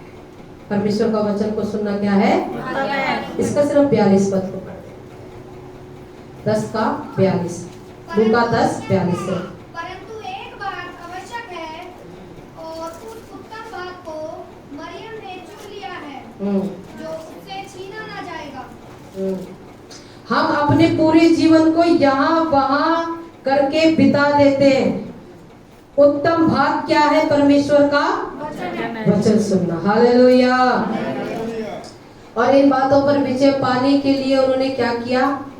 परमेश्वर की इच्छा को पूरा किया। अपने घर में जाके पढ़ना, 1 कुरिन्थियों 4 इसका 2 पद। आमेन। अब आप बहुत ही मुख्य भाग में आए हैं। कुछ चीजों को हम मेमोराइज कर रहे हैं।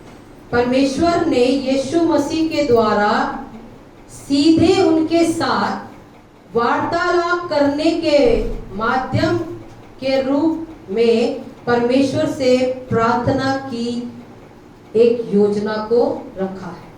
आप डायरेक्ट किसके साथ बात कर सकते हैं, लेकिन उसके बीच में कौन है? यीशु मसीह है। प्रार्थना हमें भय और चिंता से क्या करती है? मुक्त करती है। पवित्र शास्त्र हमारी प्रार्थनाओं के लिए बहुत सारे उदाहरणों को प्रस्तुत करता है जो धर्मशास्त्र के अंदर लिखे गए हैं।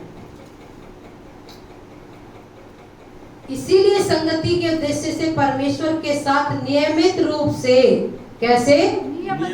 नियमित रूप से एकांत समय बिताना अत्यंत आवश्यक है, जो एवरीडे बात करना चाहते हैं।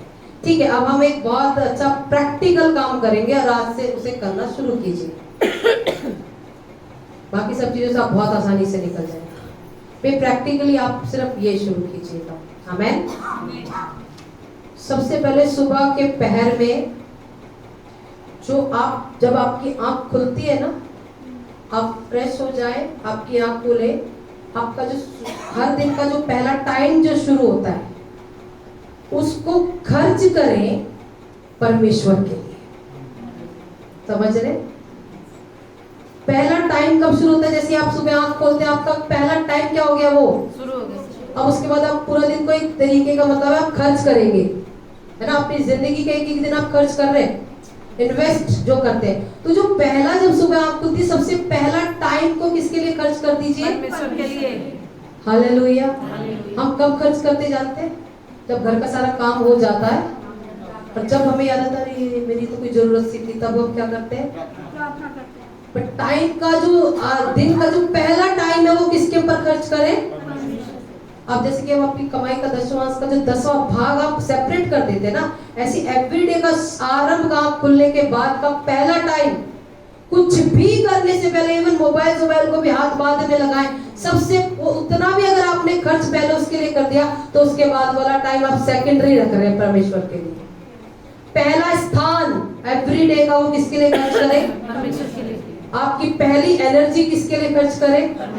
पहला शब्द जो मुंह से निकलेगा वो किसके लिए खर्च करें? फर्स्ट, तुम मुझे पहला स्थान दो, मैं तुम्हें शिरोमणि बनाऊंगा। आमीन, आमीन। तो परमेश्वर के साथ प्रार्थना करने में और बाइबल पढ़ने में खर्च करें पहला टाइम। आपका पूरा दिन आशीष होगा, पूरा दिन आशीषित हो जाता है। Hallelujah, hallelujah. उस प्रतिदिन में परमेश्वर को खोजना है, परमेश्वर को जानने के लिए उसके साथ निरंतर समय बिताने की जरूरत है। परमेश्वर को जानने के लिए कितना समय बिताने की जरूरत है? निरंतर समय बिताने की जरूरत है। ये परमेश्वर के लोगों ने ऐसा किया है, तभी प्रभु में इतने आशीषित होकर ऊंचे स्थानों में प्रभु ने रखकर उनकी कीर्ति और प्रशंसा को बढ़ाया। हमें हालेलुया। बिली ग्रैम के विषय में हम जानते हैं, अपने दिन का पहला समय खर्च करता है किसके लिए? प्रभु के जो श्रेष्ठ दास है बड़े सब, वो सब किसके लिए पहला टाइम खर्च करते हैं? परमेश्वर के लिए। हम उनकी तरह बनना चाहते हैं, बट उनकी लाइफ के जो टिप्स है उन्हें जानना हमें बहुत जरूरी, क्योंकि वो बाइबल के अकॉर्डिंग ही करते हैं सब कुछ। आमीन, हालेलुया। स्थिर मन, जब आप सुबह सुबह पहला टाइम अपना परमेश्वर खर्च कर देते हैं ना, तो आपका मन क्या हो जाता है? स्थिर होता है। और स्थिर मन ही जो होता है आपका, वो स्थिर जीवन बनाता है। समझ रहे? पहला टाइम किसको दिया? परमेश्वर को। तो आपका मन क्या हो गया? और जिसका मन स्थिर होता है उसका जीवन क्या होता है? स्थिर हो जाता है, स्टेब्लिश होता है, बढ़ता है। आमीन। सुबह का आरंभ कैसे करना है? आगे से प्रार्थना के साथ। पहला टाइम किसके लिए? परमेश्वर के लिए। पहला टाइम किसके लिए? एवरीडे का। परमेश्वर के लिए। ठीक है, तो अब हम इसको एक बहुत अच्छे सा रूपरेखा देंगे। वो जो आप सुबह का टाइम दे रहे हैं ना, उसे इन्वेस्ट कैसे करना वो पता होना चाहिए। अब सुबह उठकर वो गलतियां नहीं करनी जो पहले कर देते थे। उस टाइम की आपके साथ मुलाकात का शेड्यूल क्या होना चाहिए, उसमें आपको क्या क्या करना है, वो बहुत इंपॉर्टेंट है। आमीन। हम हर दिन सुबह 7 मिनट देंगे परमेश्वर को। कितने? सब लोग हाथ उठाएं और 7 उंगलियां करो। कितना टाइम देंगे? एवरीडे। पहला वाला टाइम जो एकदम मॉर्निंग में शुरू हो गया, आपकी आंख खुलती है, अब अपनी सभी चीजों से फ्री हो जाते हो, सिर्फ कितना टाइम देना है? 7 मिनट। 7 मिनट। हम इसको आगे से टाइम देंगे, 7 अप टाइम है हमारा। ये क्या है? 7 मिनट 7 दिन। बोलिए 7 मिनट 7 दिन। 7 दिन। कितने दिनों तक? 7 दिन तक। मतलब हफ्ते के चाहे 7 दिन होते हैं, फिर महीने 7, जब भी एवरीडे आपको कितना टाइम देना है? अब आपको कितने मिनट देने हैं? 7 मिनट देने हैं। तो ये 7 मिनट देने के टाइम में आपको क्या क्या करना है? 7 मिनटों में आपको क्या क्या करना है? लिख लीजिएगा।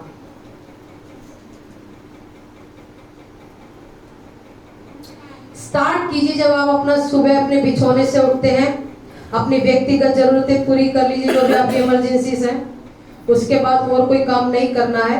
सबसे पहला काम एक एकांत समय स्थान ढूंढिए, एकांत स्थान ढूंढिए अपने घर में, कोई भी हो, वहां पर अपने साथ केवल बाइबल लेकर जाए। आपको 7 मिनट का आनंद उठाना प्रभु के साथ में। 7 मिनट आप बात करने वाले, वो 7 मिनट की समय सारणी में सबसे पहले 30 सेकेंड, ओनली कितने सेकेंड? 30 सेकेंड, यानी कि आधा मिनट केवल आपको क्या करना है, वो ध्यान रखने के लिए आवश्यकता। उसमें आपको अपने हृदय को शुद्ध करना है 30 मिनट के लिए। और पवित्र शास्त्र उससे बात कर सके, उसके लिए परमेश्वर के सामने कहना कि प्रभु मेरे हृदय को खोलिए ताकि पवित्र शास्त्र मुझसे क्या करे, बात करे, और मेरा हृदय को भर दीजिए अपने वचन से, मेरे मन को चौकन्ना रखिए। मतलब आपको आधा मिनट आप परमेश्वर से प्रार्थना करें अपने लिए कि परमेश्वर मेरे हृदय को क्या करना है, इस समय आप शुद्ध कीजिए, मेरे विचारों को शुद्ध कीजिएगा और मुझे अपनी उपस्थिति में रखिए। 30 मिनट 30 सेकंड केवल ये प्रार्थना होनी चाहिए। उसके बाद अगले 4 मिनट केवल, 30 सेकंड आपके निकल गए 7 मिनट में से, अभी आपको 4 सेकंड बाइबल पढ़नी है। 4 मिनट। हाँ, 4 मिनट केवल क्या करनी है, वचन को पढ़ना है। वचन आपके हृदय में आग जलाए उस समय। आमेन। कितने मिनट पढ़ना है? 4 मिनट। 4 मिनट पढ़ने। अब जब वो पवित्र शास्त्र आप पढ़ रहे हैं, बहुत लोग मुझसे प्रश्न करेंगे हम कहां से पढ़ना शुरू करें, तो आगे से अब आप जब कल के दिन से इस कार्यक्रम को शुरू करते हैं, मरकुस की पुस्तक से पढ़ना शुरू कीजिए। 4 मिनट पढ़िएगा और क्रम अनुसार पढ़ना है, वचन टू वचन, अध्याय टू अध्याय। अगर आप 4 मिनट पढ़ते हैं तो इसका मतलब है आप 20 वचन को पढ़ सकते हैं, 20 पदों को, अध्याय को नहीं कह रही हूँ, 20 पद को आप पढ़ सकते हैं आराम आराम से, धीरे धीरे। हालेलुया। जल्दबाजी नहीं करनी है वचन को पढ़ने के समय में। केवल कितने मिनट पढ़ना है आपको? 4 मिनट। 4 मिनट के अंदर आप 20 पद पढ़ लेंगे। हो सकता है कोई कोई पद ऐसे है कि आप एक अध्याय भी पढ़ सकते हो उसमें, पूरा 20 पद को मिलाकर भी कोई अध्याय होगा। हालेलुया। अब आपके कितने टाइम चला गया है? 4.5 मिनट पूरे हो गए। उसके बाद में आपको 2.5 मिनट तक प्रार्थना करनी है। अब मैं बताऊंगी प्रार्थना क्या करनी है। तो 2.5 मिनट ऐसी वेस्ट नहीं करने वो प्रार्थना, क्योंकि आपके पास कुल मिला के 7 मिनट ही है। वो 2.5 मिनट की प्रार्थना में आपको कैसे करना है? वो 2.5 मिनट के अंदर आपको सबसे पहले आराधना करनी है, उसकी स्तुति करनी है। आप उससे प्रेम करते हैं, आपको ये बताना है। तो पहला काम एडोरेशन, मतलब कि आराधना करनी है। 2.5 मिनट के अंदर ही चल रही है आपका सारा प्रोग्राम, ध्यान रखना। दूसरा काम स्तुति करना, नहीं, सिर्फ आराधना करनी है, यानी कि आपको बताना है कि आप उससे प्यार करते हैं, उसकी महानता के विषय में बताएं, उसकी सामर्थ्य के विषय में बताएं अपने मुख से। दूसरा काम करना है कन्फेशन, अंगीकार। आराधना के बाद आपको अंगीकार करना है। और क्या अंगीकार करना है? कि आपका हर पाप धो दिया गया है। अंगीकार का मतलब होता है कि आप परमेश्वर के साथ सहमत हैं, जो भी बात आप बोल रहे हैं।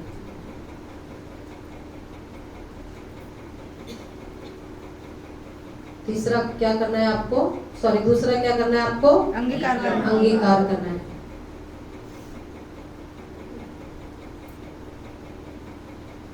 उसके वचन है, क्योंकि आप जब कन्फेशन कर रहे हैं तो वहां पर वचन सही था जो हमने आरंभ में पढ़ा था 66-18 में, वहां पे लिखा था, यदि मैं मन में अनर्थ की बात सोचता तो प्रभु मेरी ना सुनता। तो अनर्थ की बातों के लिए आपको क्या कर लेना? पहले ही कन्फेशन कर लेना है। आमेन।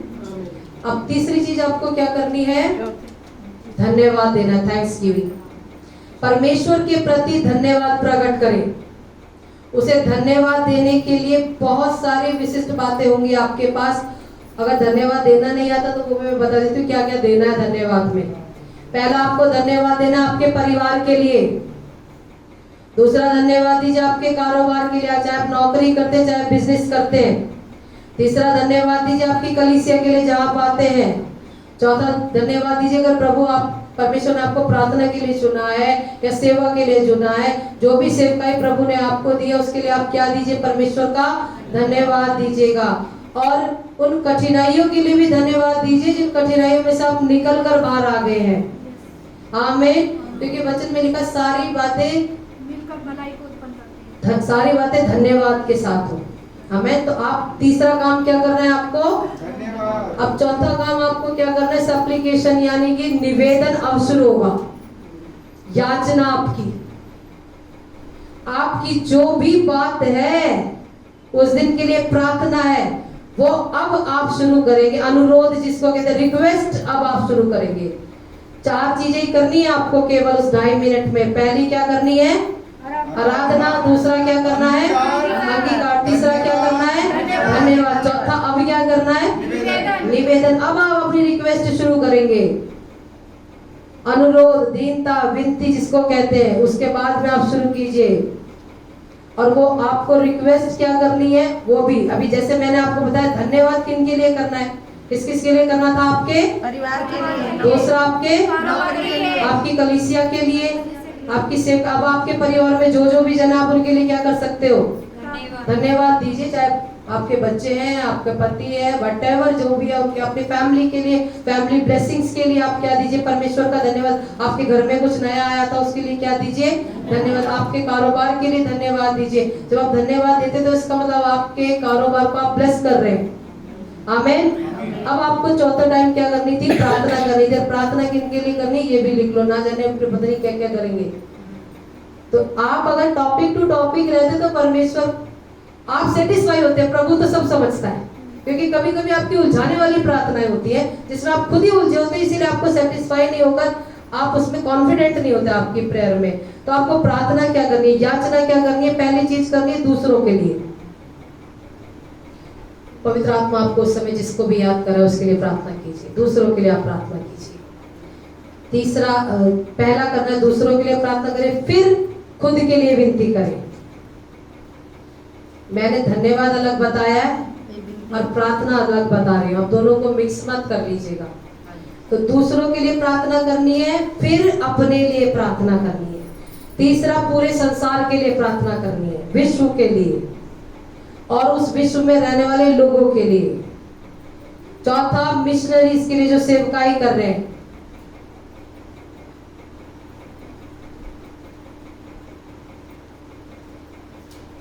पांचवा, उन लोगों के लिए प्रार्थना करें जो आपके मित्र हैं और रिश्तेदार हैं।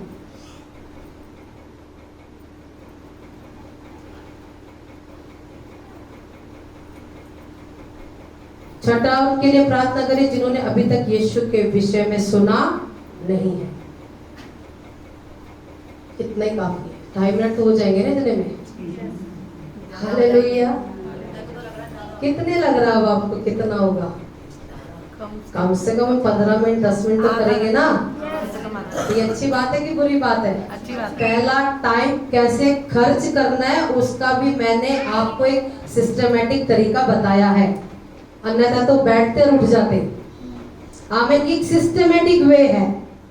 अब आप 7 मिनट से ये कहीं अधिक जाएगा, हो सकता है 10 मिनट चला जाए, 15 मिनट जाए, और जब आप इसे ऐसे करते रहेंगे तो आने वाले टाइम में आधे घंटे भी जाएगा। तो आप कम से कम आधा घंटा तो अपनी जिंदगी के 24 घंटे में से आधे घंटे का पहला समय किसके साथ खर्च करेंगे? परमेश्वर के साथ खर्च करेंगे। हालेलुया। आप क्या सोचते हैं इतना खर्च करने के बाद प्रभु आपसे बात नहीं करेगा? आमीन। प्रॉब्लम ये थी हम ये सिस्टमैटिक वे से चले नहीं थे। तो पहले 30 सेकंड क्या करनी है? मार्गदर्शन के लिए क्या करनी है? परमेश्वर से प्रार्थना करनी है। 4 मिनट क्या करना है? बाइबल अध्ययन करना है। और 2.5 मिनट क्या करना है आपको?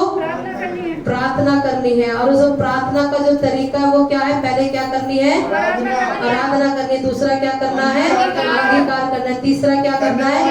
और चौथा क्या करना है? निवेदन और याचना करनी है। आमेन।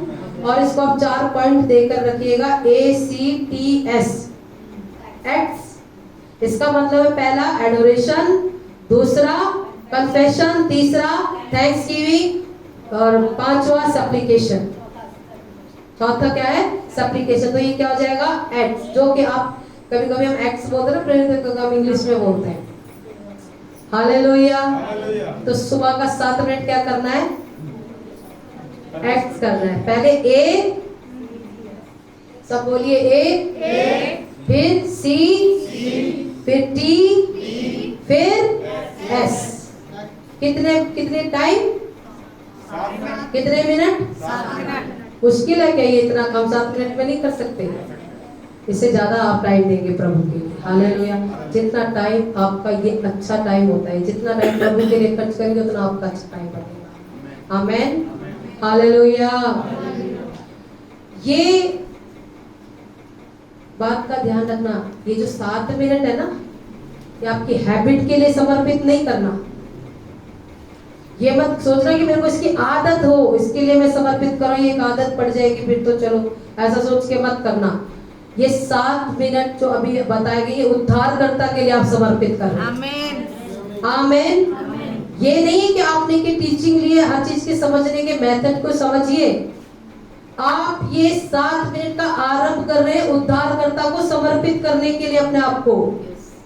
और आप प्रभु से दुआ करें कि ज्यादा से ज्यादा आप अपने आप को क्या कर सके? उसको समर्पित कर सके। ये हैबिट डालने वाली बात नहीं है, ये आप अपने आप को समर्पित करने का एक प्रोसेस शुरू कर रहे हैं। आमेन।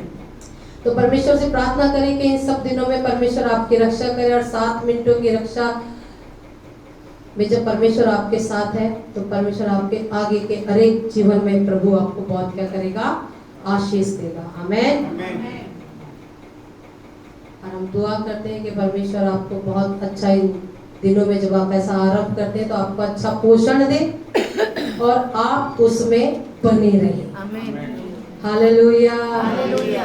पवित्र आत्मा ये 7 मिनट आपके साथ सहभागिता करेगा। पवित्र आत्मा आपको लीडर गाइड करेगा। पवित्र आत्मा आपको चलाएगा। तो 7 मिनट के बाद आप 1 हफ्ते के बाद आके मुझसे बात कीजिएगा। फिर आपको आपके अपने आत्मिक लेवल के विषय में अपने आप अनुभव होगा। आमेन। हालेलुया। प्रभु आपसे बात करना आरंभ करेगा। आप कितनी बड़ी बात है ना, प्रधानमंत्री हमें 5 मिनट रोज दे दे बात करने के लिए। तो एवरीडे अगर आपसे बात करें तो आप आप ये सोच के निकलेंगे आप 5 मिनट रोज प्रधानमंत्री से एवरी टाइम मॉर्निंग में बात करके निकलते तो पूरा दिन आप कैसे रहते हैं? आपका दिमाग बड़ा सही रहता है। अरे भाई सुबह सुबह किससे बात की थी? उसको सारी बातें पता है मेरी, और सारी बातों की मैंने बात भी बता कर रखी है। एवरीथिंग सब पता है। अभी और कोई आपसे पंगा पूरा दिन ले? शैतान जो करते रहते हो ना, वो गंदे विचार आपसे पूरा दिन क्या नहीं लेंगे फिर, है ना? कोई चीज आपके लिए विरोध उत्पन्न नहीं कर सकती। आप उसमें जयवंत ही होंगे। हालेलुया। हालेलुया। उससे भी बढ़कर राजाओं के राजा के साथ आप सुबह का टाइम इन्वेस्ट करते हैं। आमेन। पहले दिन का खर्चा, जो टाइम मुझे प्रभु ने दिया ना, जो जिंदगी दी है, वो पहले दिन का खर्चा मैंने किसके साथ किया है? परमेश्वर के साथ। हालेलुया। हमसे ज्यादा सौभाग्यशाली कोई नहीं हो सकता, हमसे ज्यादा ब्लेसेड कोई नहीं हो सकेगा। आमेन। आमेन। प्रभु के साथ सामने आने में आपको हियाव हो जाएगा। फिर आप कॉन्फिडेंट रहेंगे क्योंकि आप उसके साथ में क्या रखते हैं? संगति। और जो संगति रखता प्रभु इतना निर्दय नहीं है कि उससे बात ना करे, करता है। आमेन। हालेलुया। ऐसा सोचते कि आपको आपके सब बातों का उत्तर मिला होगा। हालेलुया। कैसे रही आपके 3 दिन? बहुत अच्छे। कैसे? बहुत अच्छे। अब ये 3 दिन नहीं है, एवरी संडे ऐसा ही मिलेगा। आमेन। हम हमेशा परमेश्वर में सीखते चले जाएंगे। डिपेंडेंसी नहीं चाहिए, है ना? हमें शिष्य बनना है, ना केवल वैसे शिष्य जो आए जैसे आए वैसे गए। वो जो यहाँ पर वो लोग तैयार होंगे जो जाकर आगे और लोगों को सिखा पाएंगे। सिखाने वाले लोग चमकते हुए तारों के समान होते हैं, और क्या ही सुहावने हैं वे पांव जो परमेश्वर का कलाम लाते हैं। Hallelujah, hallelujah. आइए हम अपने स्थान पर खड़े हो जाए और खुदावंद का धन्यवाद करें, प्रभु का धन्यवाद करेंगे, राजाओं के राजा का धन्यवाद करेंगे। धन्यवाद करना आपकी आदत ना हो, आपका समर्पण हो प्रभु के सामने में। हमने जाना है उन सभी बातों को, और एक